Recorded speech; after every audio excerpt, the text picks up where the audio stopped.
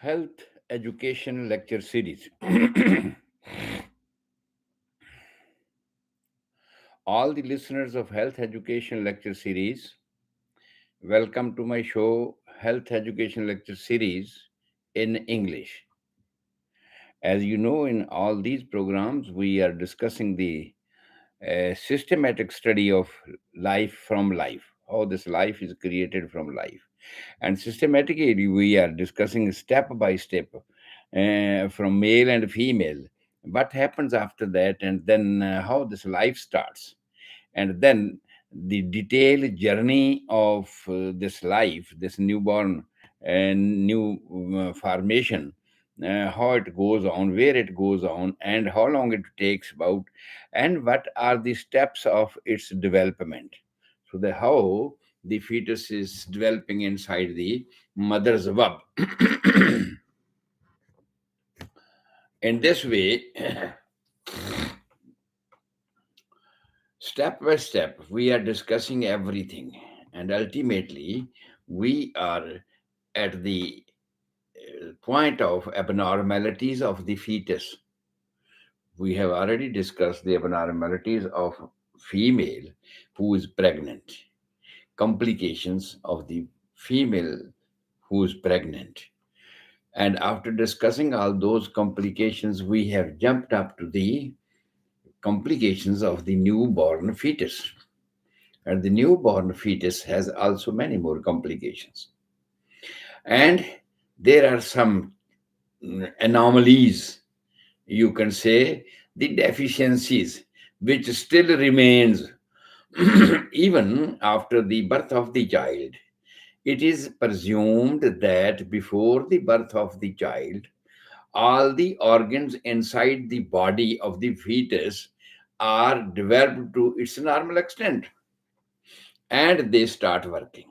But even then, some of the organs do not develop to the normal extent what our human beings are having.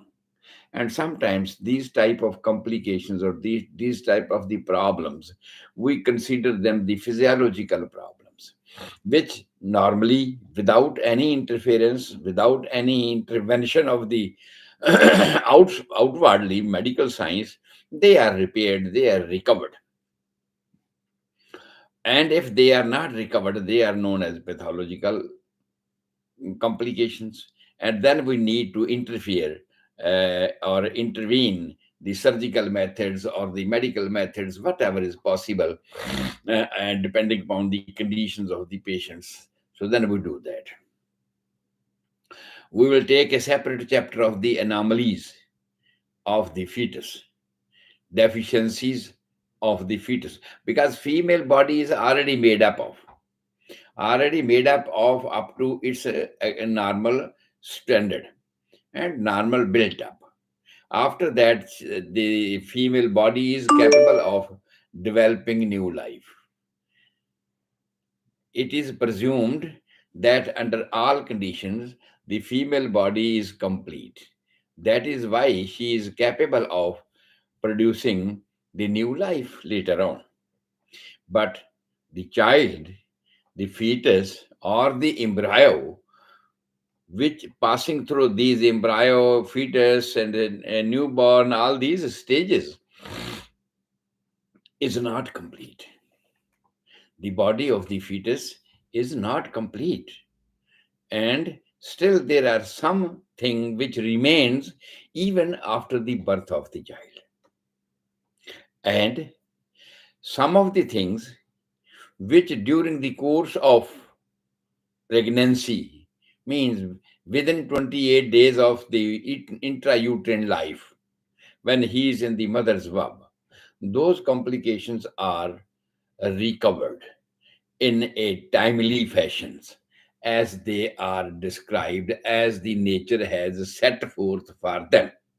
So they are recovered under those conditions. And then some of the complications still remains after the birth of the child as well. And those are known as anomalies and deficiencies, out of which an important deficiency we are discussing about the heart problems, heart deficiencies, basically, which should be recovered later on, but it is not recovered.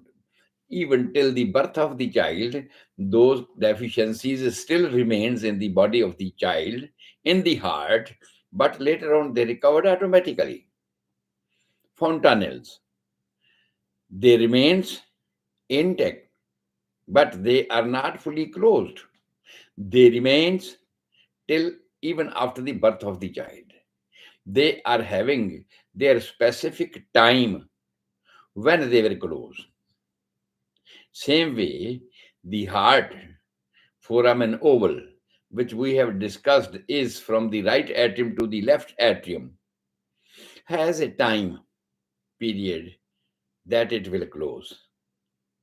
But it is not closed till the birth of the child, because till that, even up to the last time, last period, that's known as the golden hours. When child is separated from the mother, we cut the umbilical cord, that is known as called golden hours.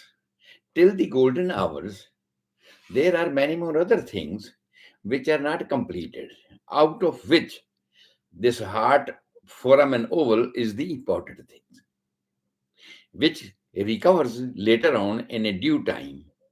But if, as we have already discussed about that thing in my previous lectures, that may take up to 6 months, or if it is not recovered within a 6 months, it may take a little bit longer time and 1.5 year.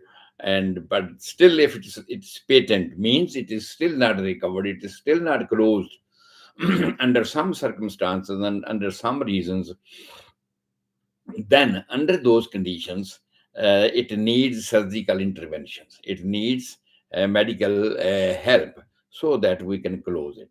Because we have already discussed, there are many more complications in the fetus, in the newborn child after birth.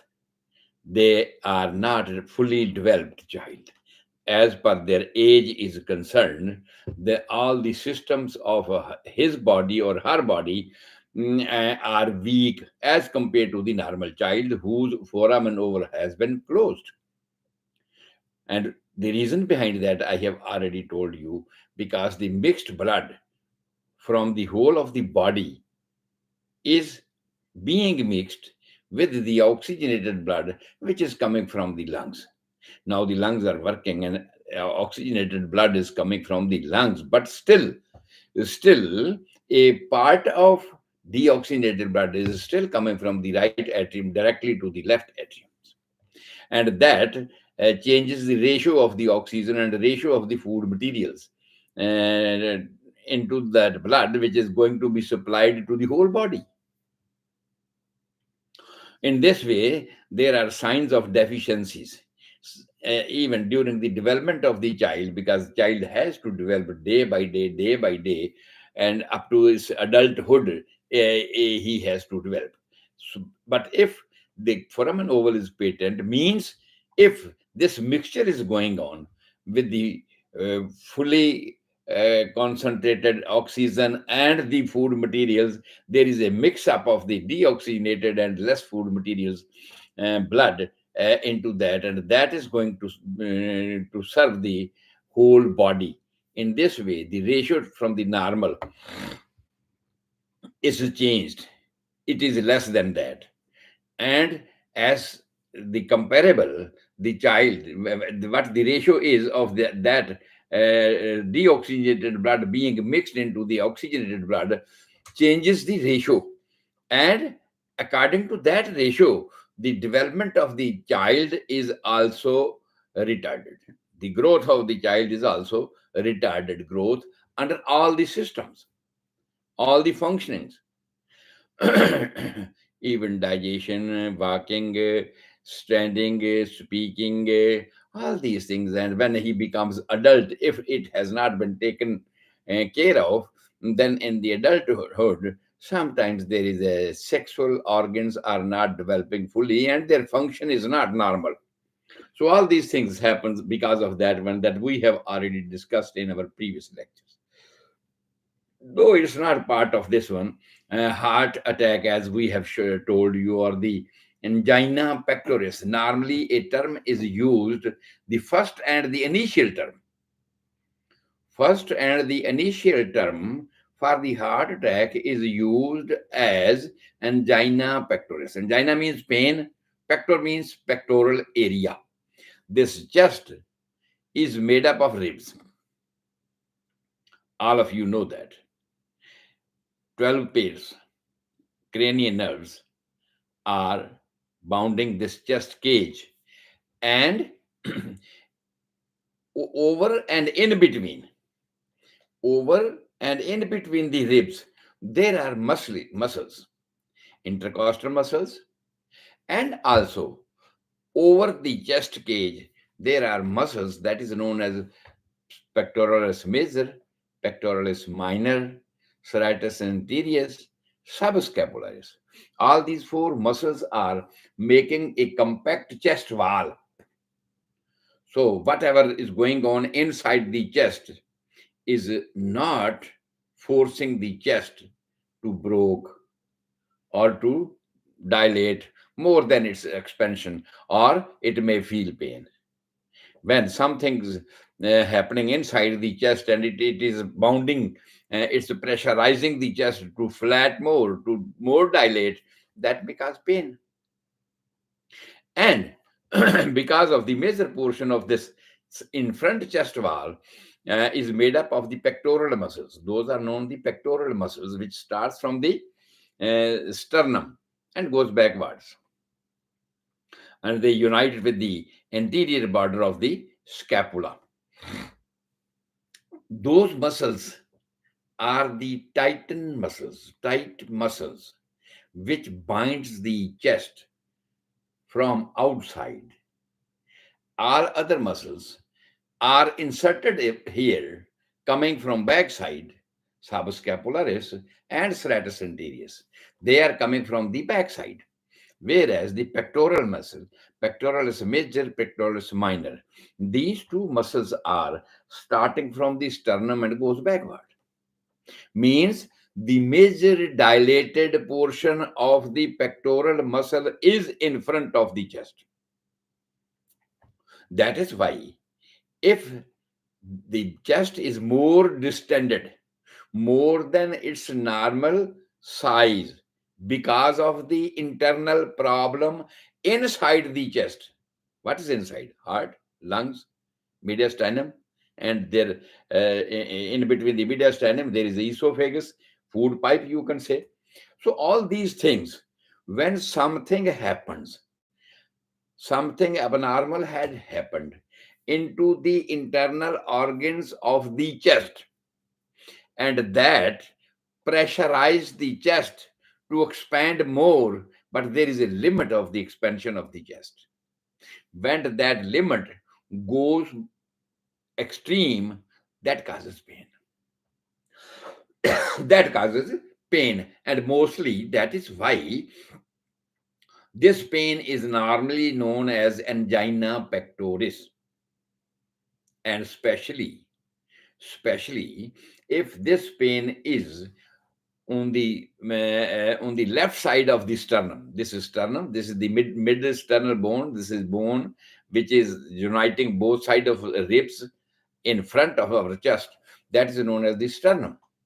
And sternum, it has three parts: the manubrium sterni, where the clavicle bones are uniting, and underneath there is a xiphoid sternum process, and in between there is a shaft of the sternums. So with the shafts, all the ribs coming from backside are united with that to complete the cage of the ribs. Rib cage is completed, and there is still elasticity. There is still space to expand.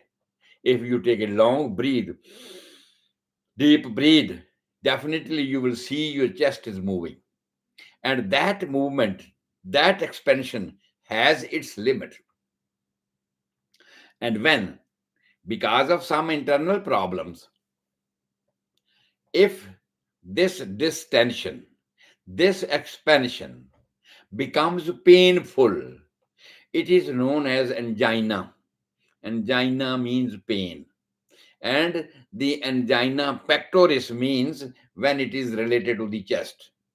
Mostly, as we know that the heart is situated mostly on the left side, though the boundary of the heart is from this mid-sternal line also 1.2 centimeter to the right side as well.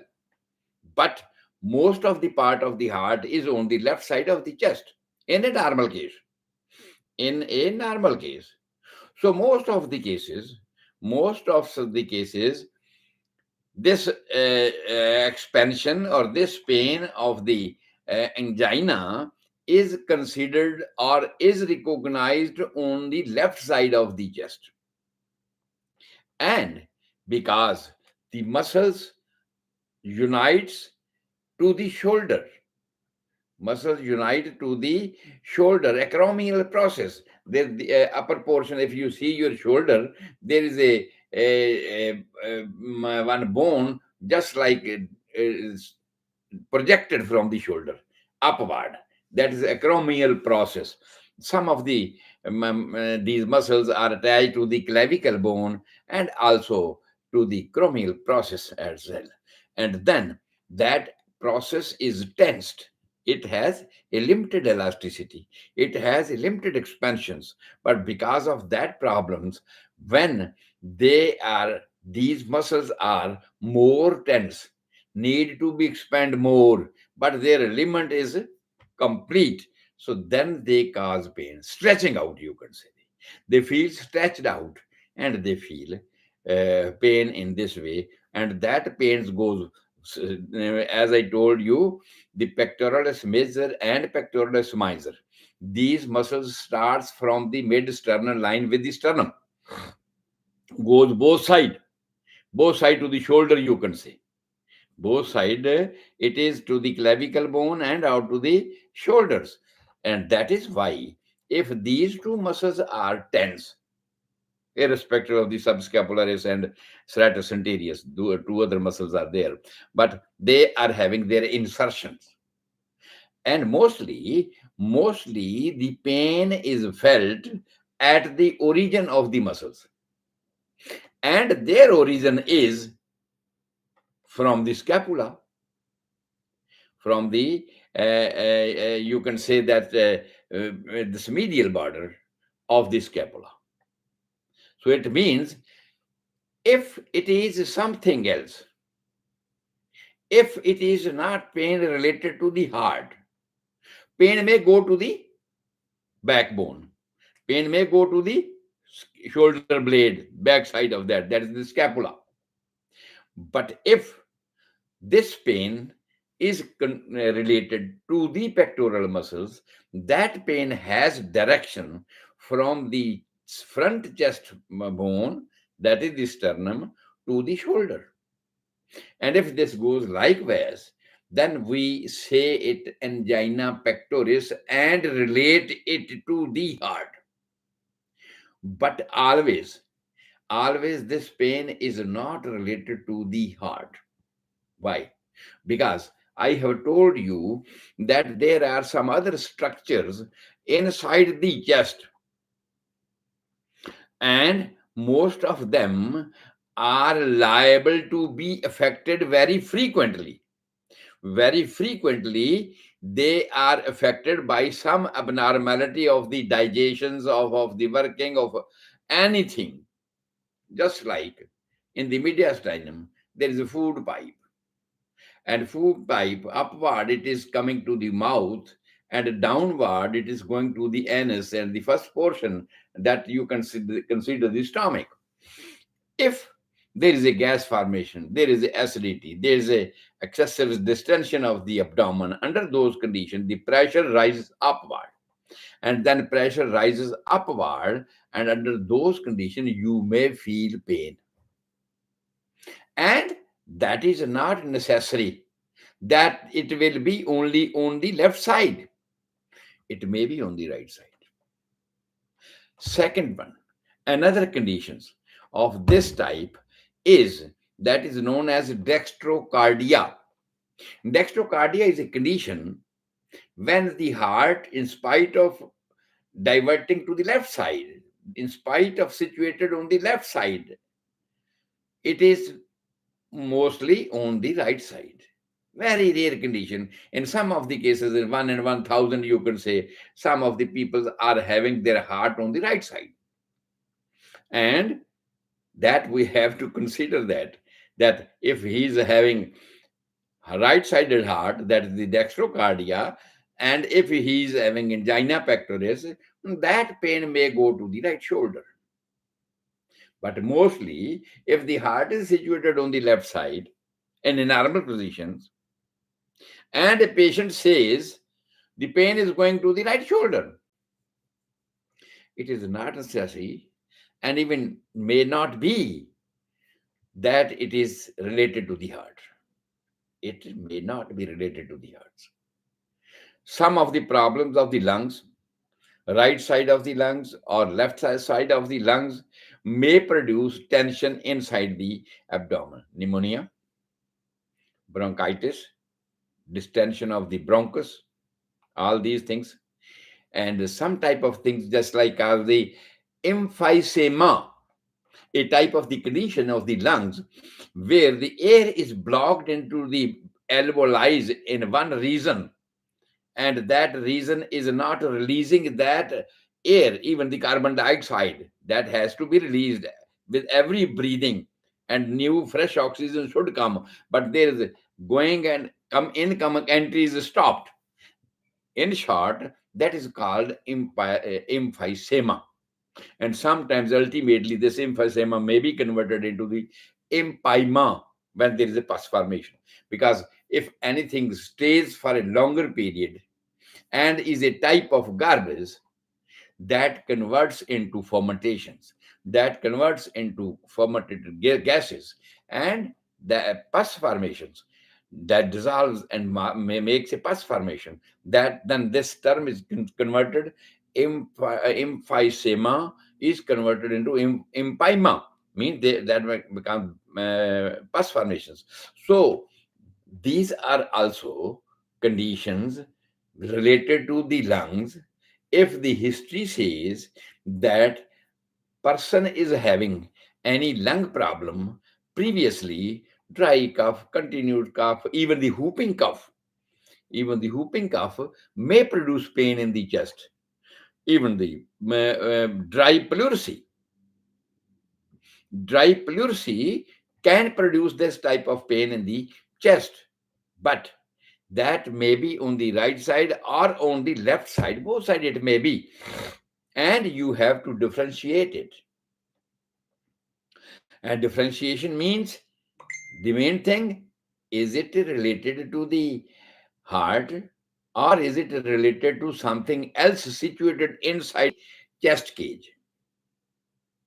And if it is not related to the heart, we will tell you the symptoms and everything in detail, what's going on. So, how you can differentiate all these things from the heart and from the lungs, and all these things, breathing and everything. When we will come to the differential diagnosis, we will tell you everything, that how you can differentiate this thing without going to the doctor. Even before going to the doctor, you can differentiate this thing, that this is not the heart thing.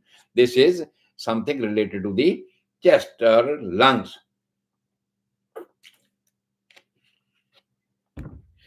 Other important thing.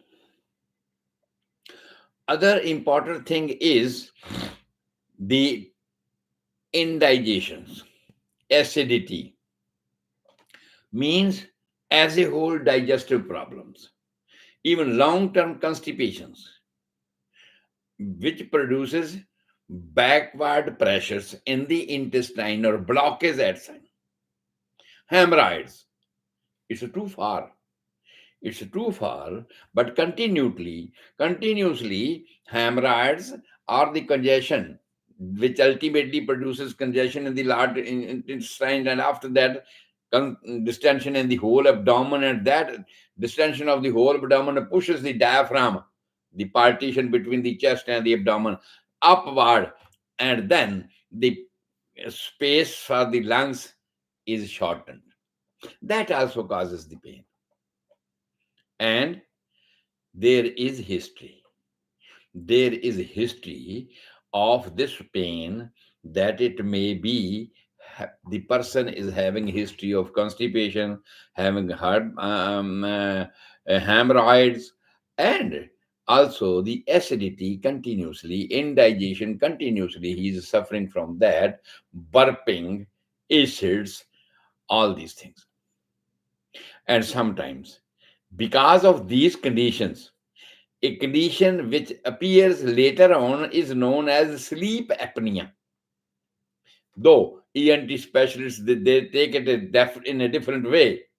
But the reason behind sleep apnea, most of the sleep apnea cases are related with the gas formations due to the indigestion of the persons. And until and unless you will recover the patient from the acidity, from the underlying cause, basically the basic cause, you cannot cure the sleep apnea. You can use your sleep apnea machines, you can use whatever you like that, but you will not be able to complete cure. You can manage this, no problem. You can manage with the modern devices the sleep apnea, but ultimately, unless the underlying cause of the indigestion or GIT problems are recovered, it will not go off. And the presence of this type of phenomena, this type of history in a patient for a long time may produce chest pain, may produce chest pain, and maybe we may be confused with this pain with angina pectoris. And means the angina pectoris, basically we have now related to the heart, but basically it is not. It is concerned with the chest wall, as I told you. In the chest wall, all these muscles bind the chest cage from outside, protect it, so that there should not be more pressure on the ribs, there should not be more pressure on the underlying organs. But from the underlying organs, if something comes up pressure wise, or there is a swelling inside any organs, lungs, heart, mediastinum, all those things, then it also from inside outward may produce this pain. And that pain is not the pain related to the heart. That pain may be because of some other reasons that we have to diagnose it properly before being anxious, before going to the doctor. You should watch your history day by day, because the heart attack, even the heart attack, is not a sudden as we say that, oh, he has sudden heart attack, died. When heart attack comes, it does not give you much time to survive. But there are degrees, categories why this heart attack is. We will tell you everything, but it gives you many more other signs of heart attack in the preliminary stages, so that if you do not consider, do you not recognize those signs previously, one day you may suffer from the heart attack. But if you consider those things seriously and take care of those things, you will not suffer from the heart attacks. There may be other causes of the death, because every one who has born has to die. There may be some other reasons, other causes about that one. But what we are discussing about the angina pectoris is a condition when the pains are pertaining to the chest area, and specifically from the chest going to the shoulder side, mostly on the left side, mostly on the left side. And then we are doubtful. Then we are doubtful. In most of the cases, it may be related to the heart, but there are certain other reasons. But if it goes to the right side, there are other reasons, may not be of the heart. May be, but may not be of the heart. There are some other reasons which we have discussed already, okay, that these are the reasons behind this one, that a person may have chest pain. Today, our time for the English lecture is finished. I am your host, Gurdeep Singh Sandhu, homeopathy consultant. My phone number is 408 687 1899. My email address is homeomedicine, HOMEOMEDICINE @yahoo.com. At any time, if ever you want to consult me for any problem, at any age, for any disease, you can call me at 408 687 1899. If you are far away, you do not want to call me, or you cannot call me, because this is a WhatsApp number. You can call all over the world free with this WhatsApp number, 408 687 1899. But even then, email homeomedicine, HOMEOMEDICINE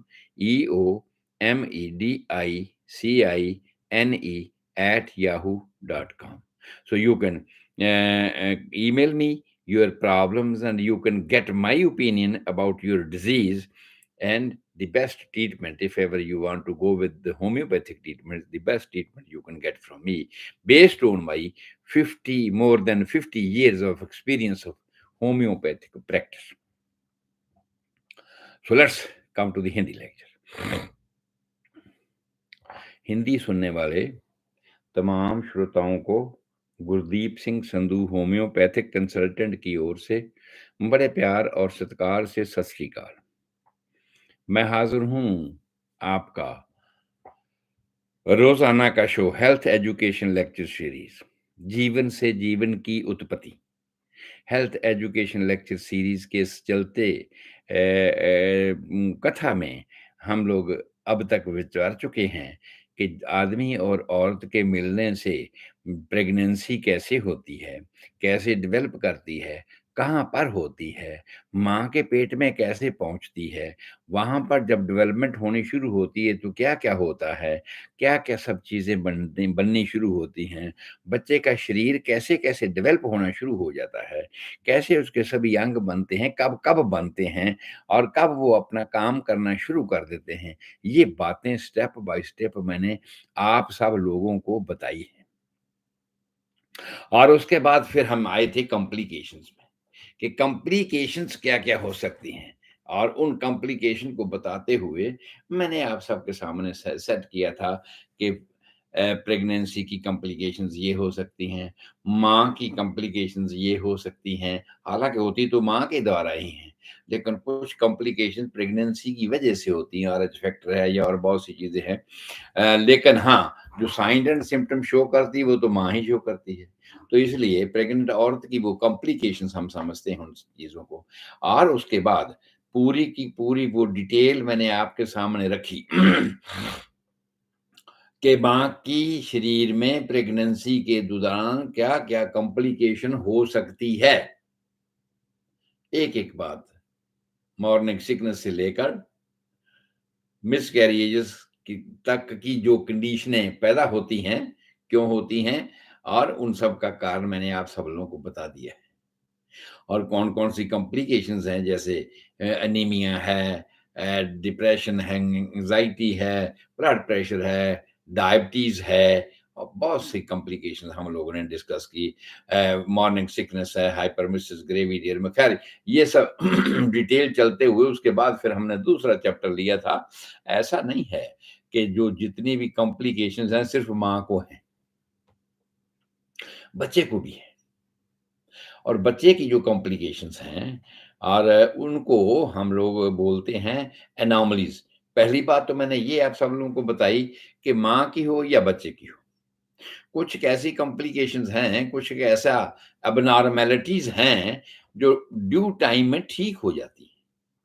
चलते-चलते वो ठीक हो जाती हैं और अपने आप ठीक हो जाती हैं, उसके लिए किसी तरह के उपचार की हमें ज़रूरत नहीं पड़ती।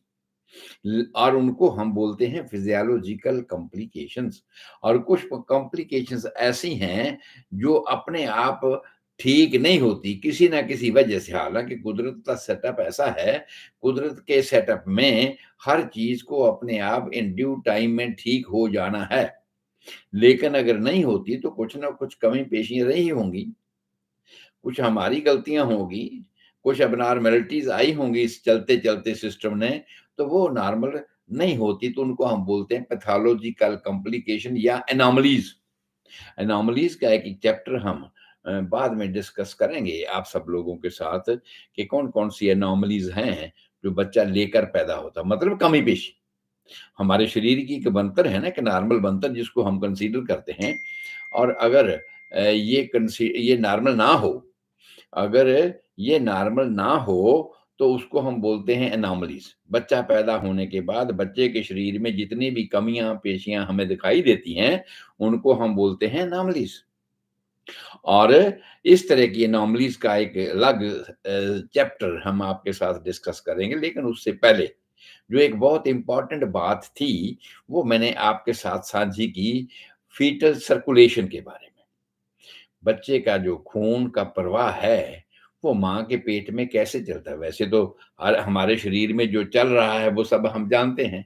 उसके बारे में हमने डिटेल बहुत बार आप सब लोगों को बता दी है कि भई जो हमारा खून का सर्कुलेशन है, वो इस तरह चल रहा है।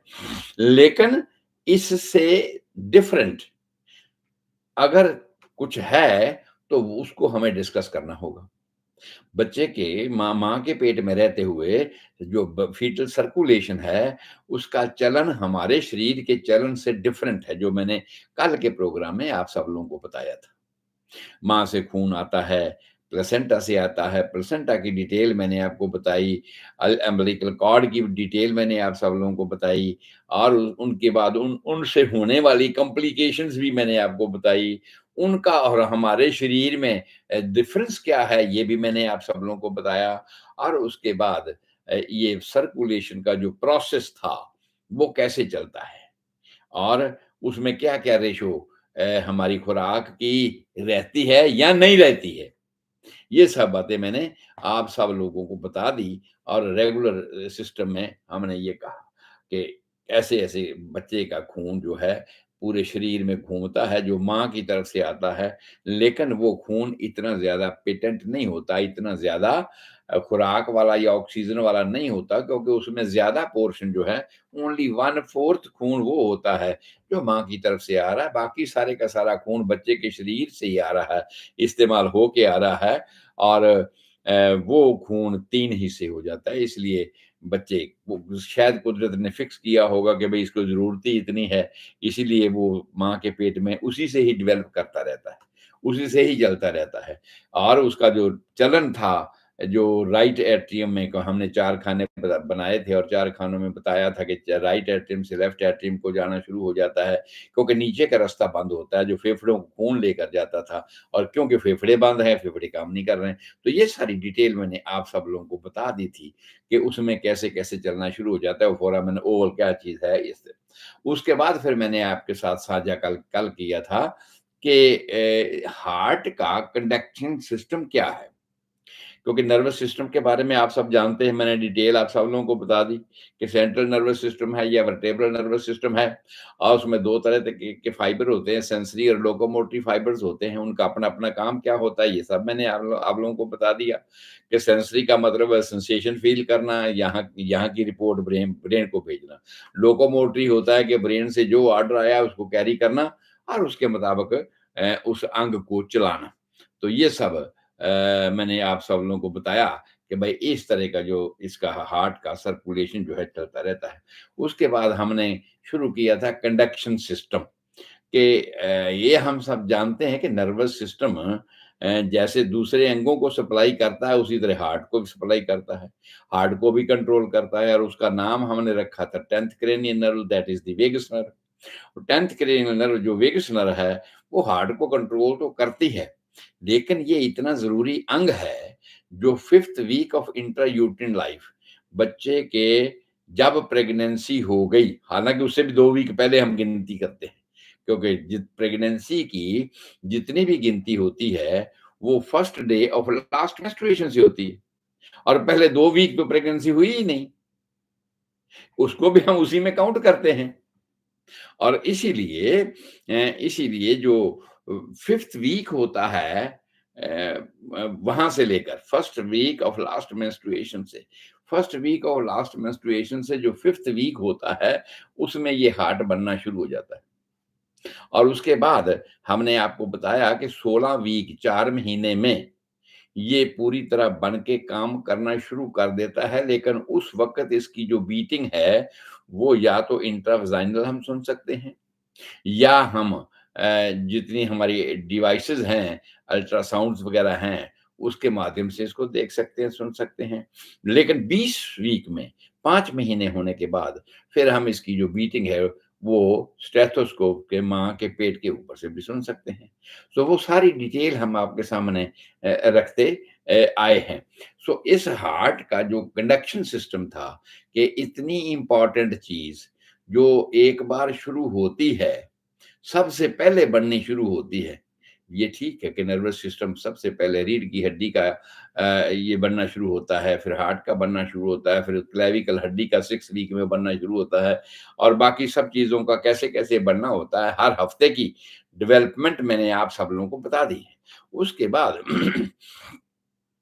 उसके बाद ये जो इतना ज़रूरी अंग है, जो फिफ्थ वीक ऑफ इंट्रायूटिन लाइफ, बच्चे के माँ के पेट में 5वें हफ्ते से लेकर फिर इस ऐसे चलना शुरू होना है कि आखिरी श्वास तक। वो आखिरी श्वास 100 साल का भी हो सकता है, 100 साल के ऊपर का भी हो सकता है, और कैसे भी जितना भी है, ये तब तक इसको आखिरी श्वास तक चलना है। तो जो अंग इतना ज़रूरी है, इतना इम्पोर्टेंट है, उसके लिए कुदरत ने एक स्पेशल अरेंजमेंट भी किया हुआ है। और वो स्पेशल अरेंजमेंट जो किया हुआ है, उसको हम ये कह सकते हैं कि इस हार्ट का अपना एक सिस्टम है, जिसको बिजली सप्लाई करता है जो। और उसके नाम हमने आपको बताए थे, एसए नोड कहाँ है वो भी मैंने आपको बता दिया था। जहाँ सुपीरियर वेना के बाद इन्फीरियर वेना आपस में मिलकर राइट एट्रियम में जाना शुरू करती है, उसके बैक बैक साइड में। और इसको बोलते हैं एसए नोड, इसको हम बोलते हैं पेसमेकर भी बोलते हैं। तो पेसमेकर आपने आम तौर पे लोगों पे सुना होगा कि भई पेसमेकर उसको हम बोलते हैं कि ये हार्ट की बीटिंग किसी की नॉर्मल ना होए, किसी की ज़्यादा चलती है, किसी की कम चलती है और कंट्रोल ही नहीं हो रही। तो उसके लिए बाहर आजकल डिवाइसेज़ बन गई हैं, जो हम छाती में लगा देते हैं, जिससे कंट्रोल होता है। तो ये जो पेसमेकर जिसको हमने कहा कि एसए नोड, इसको हम पेसमेकर भी बोलते हैं। और ये जो पेसमेकर बोलते हैं ना, इसका रेंज है 60 से लेकर 100 तक पल्स रेट को कंटिन्यू करना। हार्ट की पल्पेशन को पर मिनट कंटिन्यू करना। ले उसके बाद एवी नोड आता है। एवी नोड थोड़े से फ्रैक्शनल साइड टाइम आगे पीछे होने से ये फिर चलना शुरू हो जाता है, जो आर्टरियम से वेंट्रिकल को सप्लाई करना शुरू कर देता है। और ये जो एसए नोड है, ये आर्टरियम को कॉन्ट्रैक्ट करने का काम करता है। और एवी नोड जो है, ये फिर आगे ट्रांसमिट करता है करंट किसको? बंडल ऑफ हिज को। और बंडल ऑफ हिज की आगे 2 ब्रांचें हैं, एक है राइट ब्रांच, एक है लेफ्ट ब्रांच।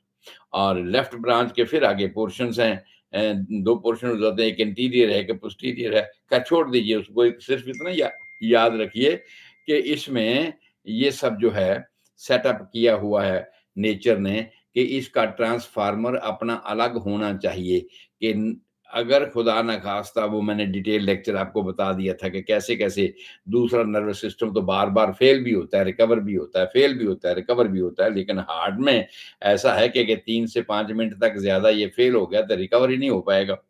इसलिए इसके लिए एक स्पेशल फोर्स, स्पेशल कुदरत ने अरेंजमेंट किया है, जिसको हम बोलते हैं SA node, AV node, bundle of His, bundle branches, right and left bundle branch. और उसके बाद फिर हमने बोला था परकिंजी फाइबर्स, वो जो मांसपेशियां हैं हार्ट की, उनको सप्लाई करती है। तो इस सारे का सिस्टम मैंने आपको बता दिया था।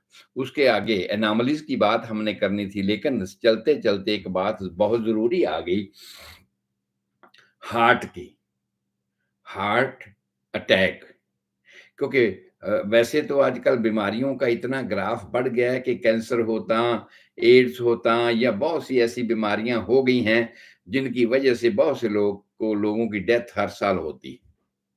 लेकिन एज एन एवरेज ये सोचा गया है कि भाई अंकड़ा हार्ट अटैक का सबसे ज्यादा है। मौतों का आंकड़ा हार्ट अटैक की वजह से सबसे ज्यादा, या ऐसे कह लें कि हर मरने वाले को आखिर में अगर हार्ट की जो सर्कुलेशन की सप्लाई नहीं होती तो बोलते हैं हार्ट अटैक हो गया।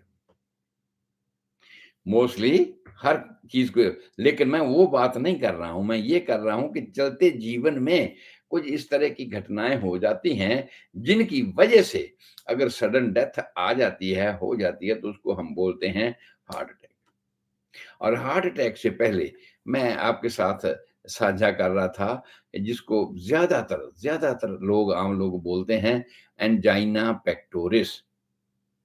एंजाइना पेक्टोरिस के बारे में मैंने आप सब लोगों को बता दिया कि भाई एंजाइना पेक्टोरिस इसलिए इसका नाम रखा गया कि ये जो छाती है ना हमारी, चेस्ट केज जिसको हम बोलते हैं, ये जो चेस्ट केज बना हुआ है, पसलियों का 12 पसलियां हैं जो पीछे रीढ़ की हड्डी से जुड़ी हुई हैं, सामने जो हमारी स्टर्नम की हड्डी है उसके साथ जुड़ी हुई हैं। स्टर्नम का ऊपर वाला हिस्सा जो है वो उसको मेनुबेरियम स्टर्नाई बोलते हैं, जिसके साथ हमारी हंसली की हड्डी आकर जुड़ती है, जो शोल्डर को इसके साथ बांधती है, और फिर नीचे जाके जी5 प्रोसेस चोंच सी इसकी बन जाती है ये, और बीच में ये हिस्सा जो उसको body shaft of the sternum बोलते हैं।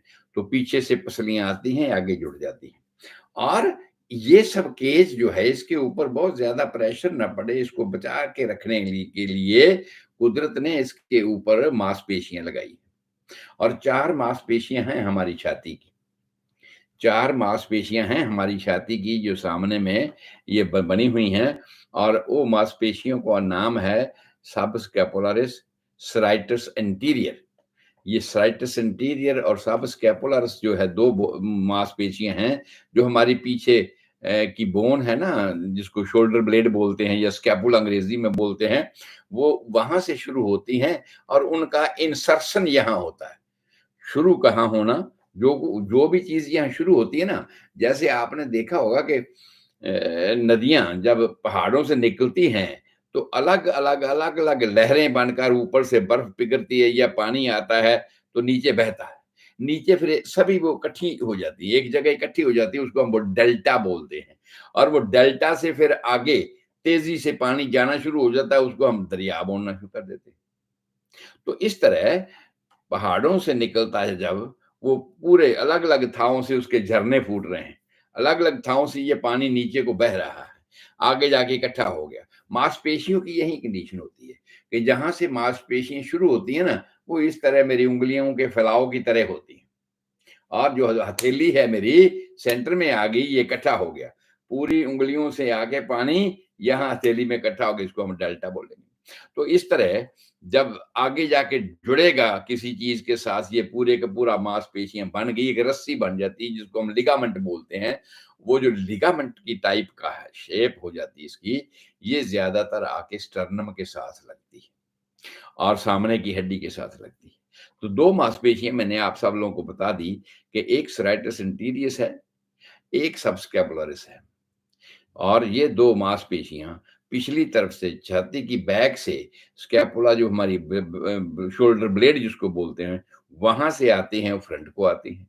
और छाती के यहाँ से फिर दो मांसपेशियां और निकलती हैं, एक बड़ी है एक छोटी है। एक को बोलते हैं पेक्टोरलिस मेजर, एक को बोलते हैं पेक्टोरलिस माइनर। पेक्टोरलिस मेजर जो है और माइनर जो है, ये आपने देखा होगा, आपकी छाती है ना, ब्रेस्ट जो है ना, ब्रेस्ट यहाँ पर थोड़ा सा ज्यादा उभरा हुआ होता है और नीचे प्लेन होता है। नीचे जो है ना पेक्टोरलिस मेजर, वो नीचे होता है, पेक्टोरलिस माइनर उसके ऊपर होता है, और वो यहाँ पर ऊपर ऊपर वाले हिस्से में रह जाता है। माइनर का मतलब होता है छोटा, मेजर का मतलब होता है बड़ा। तो माइनर और ये सब आपस में मिलकर ये सब इस चीज को, छाती को बना देते हैं। और इसीलिए इसका नाम, क्योंकि ज्यादा पोर्शन छाती को कवर करने वाला जो है, ये ज्यादा पोर्शन पेक्टोरल मसल का है, पेक्टोरल मांसपेशियों का है, जो सामने ये स्टर्नम की हड्डी है, ब्रेस्ट बोन इसको भी बोल देते हैं, इससे शुरू होते हैं और बैक को जाते हैं और शोल्डर की तरफ जाते हैं, और बैकबोन से जो आते हैं वो उसके नीचे हैं और यहाँ पर आकर लग जाते हैं। जो मसल जहाँ से शुरू होता है वो अलग-अलग शुरू होता है। जो जहाँ आकर खत्म होता है वो एक रस्सी की शेप बन जाता है, उसको लिगामेंट बोलते हैं। तो यहाँ आकर लगने वाले मसल हैं स्ट्राइटस इंटीरियस, सबस्कैपुलरिस, ये 2 मसल हैं जो हमारी पीछे की जो हड्डी है, बैकबोन के पीछे जो स्कैपुलस है, वो वहाँ से आते हैं और यहाँ लगते हैं। 2 मसल जो यहाँ हैं, पेक्टोरलिस मेजर, पेक्टोरलिस माइनर, और इनके नाम से ही अगर छाती में कोई दर्द हुई, कोई तकलीफ हुई, तो हम इसका नाम ही लेते हैं, पेक्टोरलिस मेजर, पेक्टोरलिस माइनर। सो पेक्टोरल पेन उसको बोलते हैं, पेक्टोरल एंजाइना पेक्टोरिस। एंजाइना का मतलब होता है पेन, पेक्टोरिस का मतलब पेक्टोरल एरिया। सो पेक्टोरल एरिया में दर्द का होना, इसको ज्यादातर लोग हार्ट के साथ कोरिलेट करते हैं कि ये दिल के साथ जुड़ा हुआ है, इसलिए इसको एंजाइना पेक्टोरिस बोल देते हैं। लेकिन ऐसा नहीं है, ऐसा नहीं है। ये जो पेक्टोरलिस मेजर, पेक्टोरलिस माइनर हैं, ये वो मसल हैं जो हर हालात में छाती के अंदर जितने भी अंग हैं, उनका ज्यादा डिस्टेंशन, उनका ज्यादा फैलाव, उनमें कहीं ब्लॉकेज या उसमें कोई टेंशन अगर होगा, तो ज्यादा टेंशन इसका यहां पर पड़ेगा, छाती पर पड़ेगा, और जिस तरह को जा रहा है उधर को जाएगा। मतलब किसी भी मांसपेशी में अगर दर्द होती है, अगर उसके ओरिजिन से होती है, तो वहां फील होगा, इंसर्शन में कम फील होगा। और इसी तरह ही पेक्टोरल मसल यहां पर हैं, और दर्द अगर छाती में होती है, तो ज्यादातर इसको पेक्टोरल पेन कहते हैं, एंजाइना पेक्टोरिस्क बोलते हैं। और क्योंकि क्योंकि हार्ट जो है छाती में है, और हार्ट छाती में होने की वजह से ये हम सब समझो कहीं छाती में दर्द हो रहा है, हार्ट का होगा। लेकिन पहली बात तो ये हम आपको बताएंगे कि हार्ट लेफ्ट साइड में है। ज्यादातर लोगों का हार्ट लेफ्ट साइड में है। कुछ एक परसेंटेज ऐसे लोग भी हैं जिनका हार्ट राइट साइड में होता है। हालांकि हार्ट की जो डिस्ट्रीब्यूशन मैंने आप सब लोगों को बताई पहले एनाटॉमी, कि ये जो स्टर्नम की जो हमारी सामने की हड्डी है ना, इसके सेंटर से 1.2 centimetre, 1.2 centimetre on left side, sorry on right side, क्योंकि हार्ट है लेफ्ट साइड है, लेकिन इसकी जो बाउंड्री है, उसकी जो वाल है, वो 1.2 सेंटीमीटर इस स्टर्नम की हड्डी से भी राइट साइड को है। और कुछ केस ऐसे हैं जिनमें ये जो बाउंड्री मैंने आपको बताई है रिवर्स हो जाती है, उसको हम बोलते हैं डेक्स्ट्रोकार्डिया।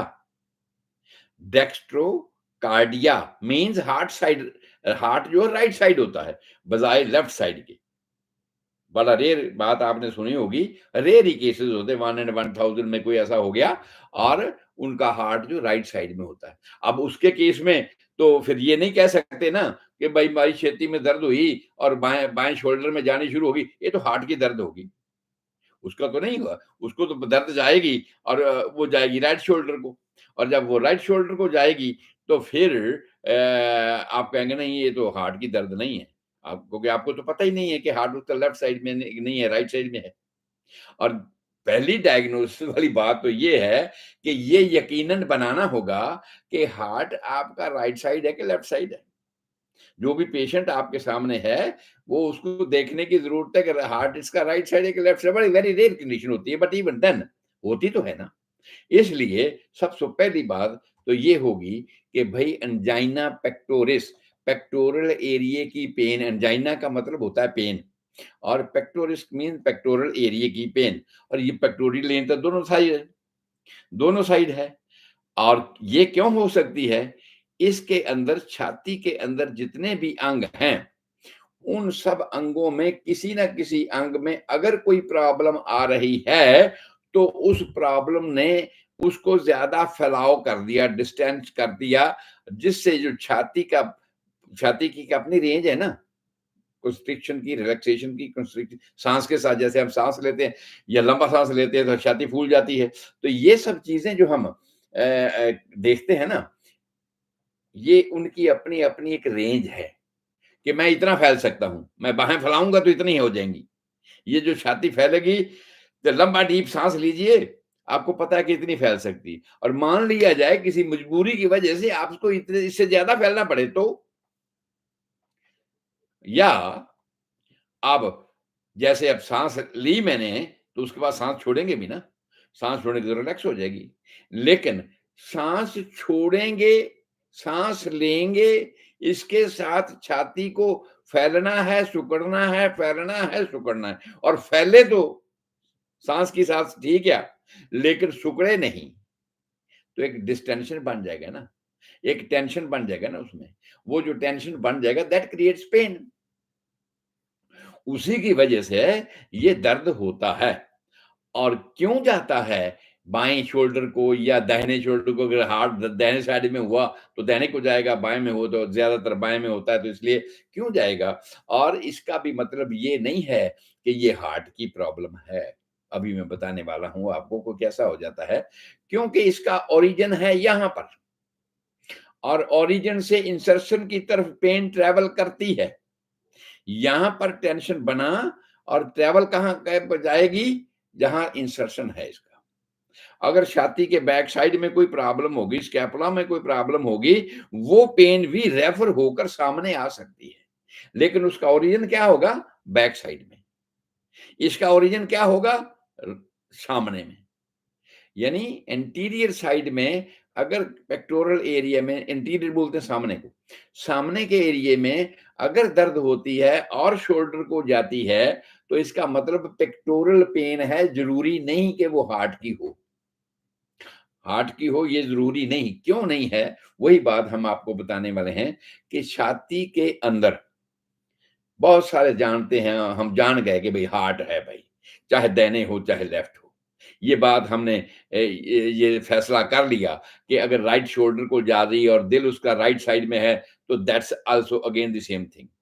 और अगर ये लेफ्ट साइड में है और जो दर्द जो है लेफ्ट, ज्यादातर लेफ्ट साइड में होता है, इसलिए हम उसी को कंसीडर करके चलते हैं। और अगर वो पेन शोल्डर लेफ्ट की तरफ जा रही है, क्योंकि इंसर्शन है ना मसल का, ओरिजिन है यहाँ, इंसर्शन है शोल्डर में, तो उस शोल्डर में जा रही है, तो ज्यादातर लोग इसको इमीडिएटली हार्ट की प्रॉब्लम समझ लेते हैं। एंजाइना पेक्टोरिस को ज्यादातर हार्ट के साथ कोरिलेटेड करते हैं, कि ऐसा है नहीं है। बहुत सारे कारण हैं। मैं ये भी बताऊंगा कि इनिशियल कारण कौन कौन से हो जाते हैं, जिनकी वजह से हमें सुचेत रहना पड़ेगा कि भाई ऐसा भी ना हो कि वो हमारे भुलेखा ही रह जावे और उस भर में हम मारे जाएं कि हम समझे कि डॉक्टर गुरदीप सिंह ने तो बताया था कि और भी कारण हो सकते हैं, ये जरूरी नहीं है जो दर्द हुई है तो इसको हम हार्ट की समझें। ऐसा भी हो सकता है, लेकिन ऐसा नहीं है। उसके कारण भी हम आपको चलते इन प्रोग्रामों में बताएंगे कि क्या कारण है, इनिशियल कौन कौन से साइन है। हार्ट अटैक एकदम नहीं हो जाता, ये बात ठीक है कि आपको महसूस जब हुआ, राम नाम सत हो गया कुछ मिनटों में, हार्ट अटैक जबरदस्त हुआ तो ऐसा हो गया। और वो हार्ट अटैक जबरदस्त एकदम नहीं होता, उसके पीछे एक हिस्ट्री होती है। वो हिस्ट्री में आप सब लोगों को कोरिलेट करूंगा, ताकि आप उन सिम्टम्स को ध्यान में रखें। अगर वो इनिशियल स्टेज पे पैदा होते हैं, तो आने वाले समय में हार्ट अटैक आपको हो सकता है। वो इनिशियल बातें जो है, आप चलते चलते इन प्रोग्रामों के साथ जुड़े रहें, ताकि आपको पता चलेगा कि और कारण भी हैं जिनकी वजह से ये पेन, एंजाइना पेक्टोरिस हो सकती है।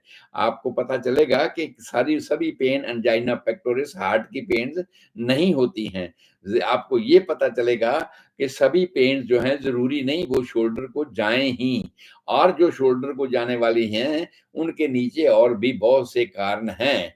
और अगर ये हार्ट की है तो उसकी हिस्ट्री एकदम सडन नहीं हो गई, आपने ही ख्याल नहीं किया। मैं तो आपको दरवाज़ा खटखटा रहा था, आपने मेरी आवाज़ ही नहीं सुनी। पता नहीं आपका टीवी तेज़ ऊँचा लगा हुआ था या पता नहीं आपका ध्यान कहीं और था, इसलिए आपने मेरी नॉकिंग की आवाज़ ही नहीं सुनी। तो हार्ट अटैक जो है इस तरह का है कि वो ये आपको आवाज़ सुनाता है कि भाई मैं आ रहा हूँ।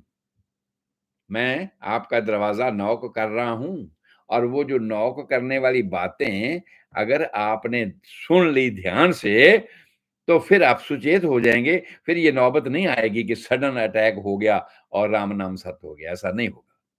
तो आप इन प्रोग्रामों के साथ जुड़े रहिए। मैं गुरदीप सिंह संधू, आपका होम्योपैथी कंसल्टेंट आपकी सेवा में हाज़िर हूँ। 7021 विलेज पार्कवे, डबलिन, कैलिफ़ोर्निया 94568। मेरा फ़ोन नंबर 4086871899। मेरा email address homeo medicine HOMEOMEDICINE सो किसी भी समय किसी भी बीमारी का अगर आप इलाज कराते कराते थक गए हैं और आपको कोई सूझता नहीं कि अब क्या करें, तो उस लिहाज में आप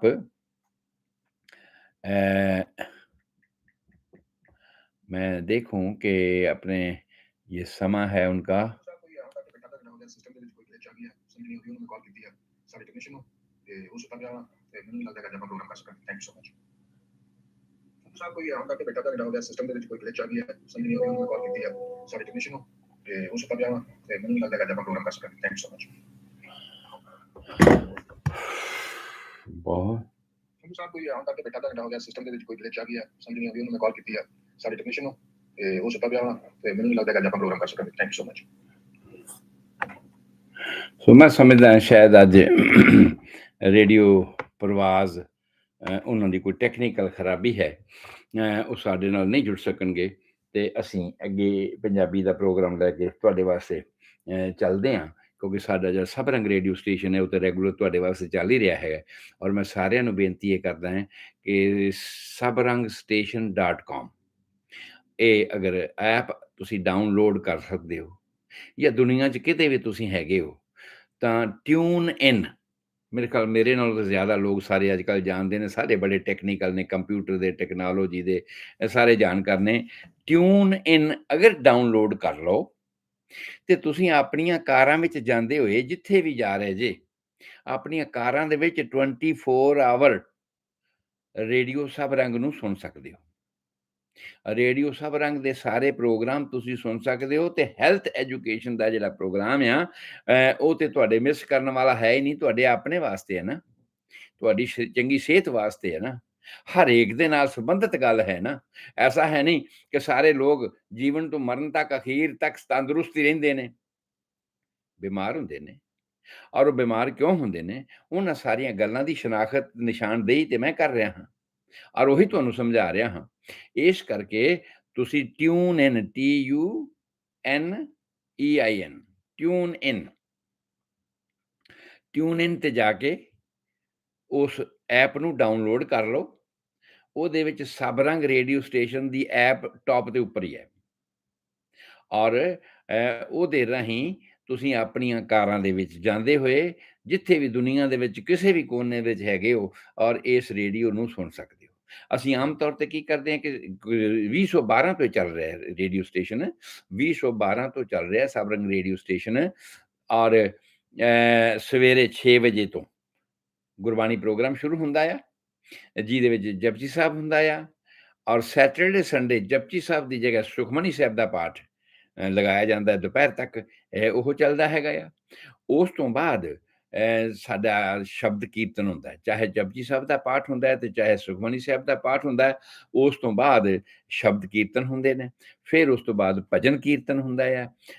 ਉਸ ਤੋਂ ਬਾਅਦ ਸਾਡੇ ਹਿੰਦੀ ਫਿਲਮਾਂ ਦੇ ਗਾਣੇ, ਵਧੀਆ ਹਿੰਦੀ ਫਿਲਮਾਂ ਦੇ ਗਾਣੇ ਤੁਸੀਂ ਸੁਣਦੇ ਹੋ ਤੇ ਉਸ ਤੋਂ ਬਾਅਦ ਵਧੀਆ ਪੰਜਾਬੀ ਫਿਲਮਾਂ ਦੇ ਗਾਣੇ ਸੁਣਦੇ ਹੋ। ਫਿਰ ਕਿਸੇ ਚੰਗੇ ਗਾਇਕ ਦੇ, ਹਿੰਦੀ ਗਾਇਕ ਦੇ ਗਾਣੇ ਸੁਣਦੇ ਹੋ। ਫਿਰ ਤੁਸੀਂ ਪੰਜਾਬੀ ਦੇ ਵਧੀਆ ਗਾਇਕ ਜਿਨ੍ਹਾਂ ਨੂੰ ਤੁਸੀਂ ਆਮ ਸੁਣਨਾ ਪਸੰਦ ਕਰਦੇ ਹੋ ਸੁਣਦੇ ਹੋ। ਪਰ ਇਹਨਾਂ ਸਾਰੇ ਪ੍ਰੋਗਰਾਮਾਂ ਦੇ ਵਿੱਚ, ਇਹਨਾਂ ਸਾਰੇ ਪ੍ਰੋਗਰਾਮਾਂ ਦੇ ਵਿੱਚ ਹੀ ਹਰੇਕ ਪ੍ਰੋਗਰਾਮ ਤੋਂ ਬਾਅਦ ਸਕਿਟਸ, ਕਮੇਡੀ ਤੁਹਾਡੇ ਵਾਸਤੇ ਐਂਟਰਟੇਨਮੈਂਟ ਵਾਸਤੇ ਪੇਸ਼ ਕੀਤੀ ਜਾਂਦੀ ਹੈ, ਤਾਂ ਕਿ ਐਂਟਰਟੇਨਮੈਂਟ ਵੀ ਨਾਲ-ਨਾਲ ਚੱਲਦਾ ਰਹੇ ਤੇ ਤੁਸੀਂ ਬੋਰ ਵੀ ਨਾ ਹੋ ਜਾਓ। ਕਿਉਂਕਿ ਸਾਰਿਆਂ ਦਾ ਵਿਸ਼ਾ ਗੁਰਬਾਣੀ ਵਾਲਾ ਨਹੀਂ ਹੁੰਦਾ ਤੇ ਸਾਰਿਆਂ ਦਾ ਵਿਸ਼ਾ ਸਾਰੇ ਗਾਣੇ ਸੁਣਨ ਵਾਲਾ ਨਹੀਂ ਹੁੰਦਾ। ਸਾਰੇ ਲੋਕ ਸਾਰੇ ਇਹ ਇੱਕੇ ਹੀ ਤਰ੍ਹਾਂ ਦੇ ਮੀਡੀਅਮ ਦੀਆਂ ਗੱਲਾਂ ਸੁਣਨ ਵਾਲੇ ਤਿਆਰ ਨਹੀਂ ਤੇ ਸਾਰੇ ਸਿਹਤ ਵਿਗਿਆਨ ਵੀ ਸੁਣਨ ਨੂੰ ਤਿਆਰ ਨਹੀਂ। ਪਰ ਉਂਝ ਮੈਂ ਹਮੇਸ਼ਾ ਤੁਹਾਨੂੰ ਸਿਫਾਰਿਸ਼ ਇਹ ਕਰਦਾ ਕਿ ਸਿਹਤ ਵਿਗਿਆਨ ਤੁਹਾਡੇ ਵਾਸਤੇ ਆ, ਤੁਹਾਡੇ ਲਈ ਪੇਸ਼ ਕੀਤਾ ਜਾਂਦਾ ਹੈ, ਤੁਹਾਡੀ ਚੰਗੀ ਸਿਹਤ ਲਈ ਪੇਸ਼ ਕੀਤਾ ਜਾਂਦਾ ਆ। ਇਹਨੂੰ ਤਾਂ ਜ਼ਰੂਰ ਹੀ ਸੁਣ ਲਿਆ ਕਰੋ। ਚਾਹੇ ਕਈ ਵਾਰਾਂ ਲੂਣ ਜ਼ਿਆਦਾ ਹੋ ਜਾਏ ਰੋਟੀ ਦੇ ਵਿੱਚ ਤੇ ਉਹ ਵੀ ਖਾਣੀ ਪੈ ਹੀ ਜਾਂਦੀ ਹੈ। ਸਬਜ਼ੀ 'ਚ ਲੂਣ ਜ਼ਿਆਦਾ ਹੋ ਜਾਏ ਤੇ ਬਿਮਾਰੀ ਤੇ ਖਾਣੀ ਪੈਂਦੀ ਹੈ। ਇਹੀ ਸਮਝ ਕੇ ਹੀ ਖਾ ਲਓ ਕਿ ਭਈ ਇਹ ਫਾਇਦਾ ਕਰੇਗੀ। ਹਾਂਜੀ, ਸੋ ਸਿਹਤ ਵਿਗਿਆਨ ਦਾ ਪ੍ਰੋਗਰਾਮ ਵੀ ਜ਼ਰੂਰ ਸੁਣ ਲਿਆ ਕਰੋ। ਔਰ ਸ਼ਾਮ ਨੂੰ 5 ਵਜੇ ਤੁਸੀਂ ਜਿਵੇਂ ਸਮਝਦੇ ਹੋ ਕਿ ਰੋਜ਼ਾਨਾ 5 ਵਜੇ ਤੋਂ 5:30 ਵਜੇ ਤੱਕ ਅੰਗਰੇਜ਼ੀ ਦਾ ਪ੍ਰੋਗਰਾਮ, 5:30 ਤੋਂ 6 ਵਜੇ ਤੱਕ ਹਿੰਦੀ ਦਾ ਪ੍ਰੋਗਰਾਮ ਔਰ 6 ਵਜੇ ਤੋਂ 6:30 ਵਜੇ ਤੱਕ ਸਾਡਾ ਪੰਜਾਬੀ ਦਾ ਪ੍ਰੋਗਰਾਮ ਜਿਹੜਾ ਹੈ ਹੁੰਦਾ ਆ ਸਿਹਤ ਵਿਗਿਆਨ ਦਾ। ਔਰ ਇਹ ਲੜੀਵਾਰ ਵਿਆਖਿਆ ਚੱਲ ਰਹੀ ਹੈ। ਮੈਂ ਸਮਝਦਾ ਵੀ ਜੋ ਕੁਝ ਅਸੀਂ ਮੈਡੀਕਲ ਕਾਲਜਾਂ 'ਚ ਪੜ੍ਹਾਉਂਦੇ ਆਏ ਹਾਂ, ਉਹੀ ਕੁਛ ਮੈਂ ਤੁਹਾਨੂੰ ਇੱਥੇ ਆਪਣੀ ਤੁਹਾਡੀ ਬੋਲੀ ਦੇ ਵਿੱਚ ਪੜ੍ਹਾ ਰਿਹਾ ਹਾਂ, ਮੁਫ਼ਤ ਤੋਂ ਮੁਫ਼ਤ ਵਿੱਚ। ਔਰ ਤੁਸੀਂ ਮੁਫ਼ਤ ਤੋਂ ਮੁਫ਼ਤ ਵਿੱਚ ਡਾਕਟਰ ਬਣਨ ਵਰਗੀਆਂ ਜਾਣਕਾਰੀਆਂ ਹਾਸਲ ਕਰ ਸਕਦੇ ਹੋ ਔਰ ਇਹਨੂੰ ਕਰ ਲਓ। ਸ਼ਾਮ ਨੂੰ ਐਸਾ ਹੁੰਦਾ ਆ। ਉਸ ਤੋਂ ਬਾਅਦ ਫਿਰ ਬਾਕੀ ਦੇ ਜਿੰਨੇ ਵੀ ਪ੍ਰੋਗਰਾਮ ਨੇ ਸਾਰਿਆਂ ਦਾ ਇਸੇ ਤਰ੍ਹਾਂ ਹੀ ਰੈਪੀਟੀਸ਼ਨ ਸ਼ਾਮ ਦੇ ਟਾਈਮ ਹੁੰਦਾ ਹੈ। ਔਰ ਬਹੁਤ ਸਾਰੇ ਲੋਕ ਜਿਹੜੇ ਨਾਈਟ ਜੌਬਾਂ ਕਰਦੇ ਨੇ ਜਾਂ ਟੈਕਸੀਆਂ ਵਗੈਰਾ ਚਲਾਉਂਦੇ ਨੇ, ਉਹ ਲੋਕ ਟੈਕਸੀਆਂ ਦੇ ਵਿੱਚ ਵੀ ਇਸ ਰੇਡੀਓ ਸਟੇਸ਼ਨ ਨੂੰ ਸੁਣਦੇ ਨੇ ਤਾਂ ਕਿ ਉਹਨਾਂ ਦਾ ਵੀ ਐਂਟਰਟੇਨਮੈਂਟ ਉਸ ਵੇਲੇ ਵੀ ਹੁੰਦਾ ਰਹੇ। ਤੋ ਉਸ ਵੇਲੇ ਰੰਗਾ ਰੰਗ ਪ੍ਰੋਗਰਾਮ ਜ਼ਿਆਦਾਤਰ ਰਾਤ ਦੇ ਸਮੇਂ ਗਾਣਿਆਂ ਦੇ ਚੱਲਦੇ ਰਹਿੰਦੇ ਨੇ, ਪਰ ਇਹ ਪ੍ਰੋਗਰਾਮ ਵੀ ਰਿਪੀਟ ਹੁੰਦੇ ਰਹਿੰਦੇ ਨੇ। ਸੋ ਇਸ ਕਰਕੇ ਸਾਰਿਆਂ ਨੂੰ ਬੇਨਤੀ ਇਹ ਆ ਕਿ ਤੁਸੀਂ ਭਾਈ ਇਹਨਾਂ ਪ੍ਰੋਗਰਾਮਾਂ ਨੂੰ ਜ਼ਰੂਰ ਸੁਣਿਆ ਕਰੋ, ਤੁਹਾਡੀ ਸਿਹਤ ਵਾਸਤੇ ਆ। ਕਿਸੇ ਕੋਲੋਂ ਜਾਣਕਾਰੀ ਲੈਣ ਜਾਓ ਤੇ ਡਾਕਟਰ ਫੀਸ ਮੰਗੂਗਾ, ਪਰ ਇਹ ਤੁਹਾਡੇ ਵਾਸਤੇ ਫ੍ਰੀ ਆ ਕਿ ਤੁਸੀਂ ਫ੍ਰੀ ਜਾਣਕਾਰੀ ਲੈ ਲਓ।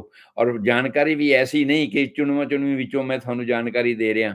ਮੈਂ ਇੱਕ ਸਿਸਟਮੈਟਿਕ ਕਥਾ ਰੂਪ, ਜਿਵੇਂ ਕਥਾ ਸੁਣਦੇ ਹੋ ਨਾ, ਰਾਮਾਇਣ ਦੀ ਕਥਾ ਸੁਣ ਲਈ ਤੇ ਮਹਾਂਭਾਰਤ ਦੀ ਕਥਾ ਸੁਣ ਲਈ, ਮੈਂ ਤੁਹਾਨੂੰ ਉਸੇ ਤਰ੍ਹਾਂ ਦੀ ਇੱਕ ਕਥਾ ਸੁਣਾ ਰਿਹਾ ਹਾਂ ਇਸ ਜੀਵਨ ਦੀ ਔਰ ਇਸ ਜੀਵਨ ਵਿੱਚ ਰਸਤੇ ਚੱਲਦਿਆਂ ਹੋਇਆਂ ਆਉਣ ਵਾਲੀਆਂ ਮੁਸ਼ਕਲਾਂ ਦੀ, ਤਾਂ ਕਿ ਅਗਰ ਇਸ ਤਰ੍ਹਾਂ ਦੀਆਂ ਨਿਸ਼ਾਨੀਆਂ ਆਉਣ ਤੇ ਤੁਸੀਂ ਪਹਿਲਾਂ ਸੁਚੇਤ ਹੋ ਜਾਵੋ। ਜਿਵੇਂ ਅੱਜ ਦੇ ਇਸ ਪ੍ਰੋਗਰਾਮ ਦੇ ਵਿੱਚ ਸਾਡਾ ਹਾਰਟ ਦੇ ਨਾਲ ਸੰਬੰਧਿਤ ਸਾਰੀਆਂ ਗੱਲਾਂ ਬਾਤਾਂ ਚੱਲ ਰਹੀਆਂ ਸੀਗੀਆਂ। ਉਸ ਨੂੰ ਅਸੀਂ ਫਿਰ ਮੈਂ ਤੁਹਾਡੇ ਵਾਸਤੇ ਪੰਜਾਬੀ ਦੇ ਵਿੱਚ, ਕਿਉਂਕਿ ਸਾਰੇ ਲੋਕ ਹਿੰਦੀ ਨਹੀਂ ਸਮਝਦੇ, ਸਾਰੇ ਲੋਕ ਅੰਗਰੇਜ਼ੀ ਨਹੀਂ ਸਮਝਦੇ, ਪਰ ਬਹੁਤਾ ਕਰਕੇ ਮੈਂ ਸਮਝਦਾ ਕਿ ਜਿਹੜੇ ਪੰਜਾਬੀ ਲੋਕ ਨੇ ਉਹ ਹਿੰਦੀ ਸਮਝ ਹੀ ਲੈਂਦੇ ਨੇ। ਬੋਲਣੀ ਬੇਸ਼ੱਕ ਉਹਨਾਂ ਨੂੰ ਨਾ ਆਵੇ, ਬਈਆਂ ਨਾਲ ਗੱਲ ਕਰਨੀ ਨਾ ਆਵੇ, ਲੇਕਿਨ ਉਹ ਸਮਝ ਲੈਂਦੇ ਆ ਵੀ ਹੈ ਕੀ ਗੱਲ। ਔਰ ਇਸੇ ਤਰ੍ਹਾਂ ਹਿੰਦੀ ਸਮਝਣ ਵਾਲੇ ਵੀ ਥੋੜ੍ਹੀ ਬਹੁਤ ਪੰਜਾਬੀ ਸਮਝ ਲੈਂਦੇ ਆ, ਪਰ ਅੰਗਰੇਜ਼ੀ ਜਿਹੜੇ ਸਮਝਦੇ ਨੇ ਉਹ ਸਿਰਫ ਅੰਗਰੇਜ਼ੀ ਹੀ ਸਮਝਦੇ ਨੇ। ਇਸ ਕਰਕੇ ਤੁਹਾਡੇ ਸਾਰਿਆਂ ਦੀ ਮੰਗ ਤੇ ਮੈਨੂੰ ਇਹ ਪ੍ਰੋਗਰਾਮ ਲਗਾਤਾਰ 1.5 ਘੰਟਾ ਬੋਲਣਾ ਪੈਂਦਾ ਹੈ। ਇਸ ਕਰਕੇ ਕਿ ਤੁਸੀਂ ਜਿੰਨੇ ਵੀ ਜਿਹੜੀ ਵੀ ਭਾਸ਼ਾ ਨੂੰ ਸਮਝ ਸਕਦੇ ਹੋ, ਉਹ ਸਾਰੇ ਇਹਨਾਂ ਪ੍ਰੋਗਰਾਮਾਂ ਨੂੰ ਸੁਣੋ ਤੇ ਸੁਣ ਕੇ ਇਹਨਾਂ ਤੋਂ ਫਾਇਦਾ ਉਠਾ ਸਕੋ। ਸੋ ਆਓ ਆਪਾਂ ਆਪਣੇ ਅੱਜ ਦੇ ਇਸ ਪ੍ਰੋਗਰਾਮ ਵਾਲੇ ਪਾਸੇ ਚੱਲਦੇ ਹਾਂ ਕਿ ਅਸੀਂ ਹੁਣ ਤੱਕ ਜੀਵਨ ਤੋਂ ਜੀਵਨ ਦੀ ਉਤਪਤੀ ਦੇ ਪੜਾਅਵਾਰ ਚੱਲਦੇ ਹੋਇਆਂ ਇਸ ਕਥਾ ਦੇ ਵਿੱਚ ਔਰਤ ਪ੍ਰੈਗਨੈਂਟ ਮਾਂ ਨੂੰ ਆਉਣ ਵਾਲੀਆਂ ਕੰਪਲੀਕੇਸ਼ਨਾਂ ਦੀ ਵਿਆਖਿਆ ਤੁਹਾਡੇ ਨਾਲ ਸਾਰੀ ਕਰ ਦਿੱਤੀ ਹੈ। ਰਸਤੇ 'ਚ ਚੱਲਦਿਆਂ ਬਹੁਤ ਸਾਰੀਆਂ ਕਮੀਆਂ ਪੇਸ਼ੀਆਂ ਐਸੀਆਂ ਆਉਂਦੀਆਂ ਨੇ ਜਿਹੜੀਆਂ ਟੈਂਪਰੇਰੀ ਤੌਰ ਤੇ ਆਉਂਦੀਆਂ ਨੇ, ਕੁਦਰਤ ਉਹਨਾਂ ਨੂੰ ਆਪਣੇ ਆਪ ਸੈੱਟ ਕਰ ਲੈਂਦੀ ਹੈ।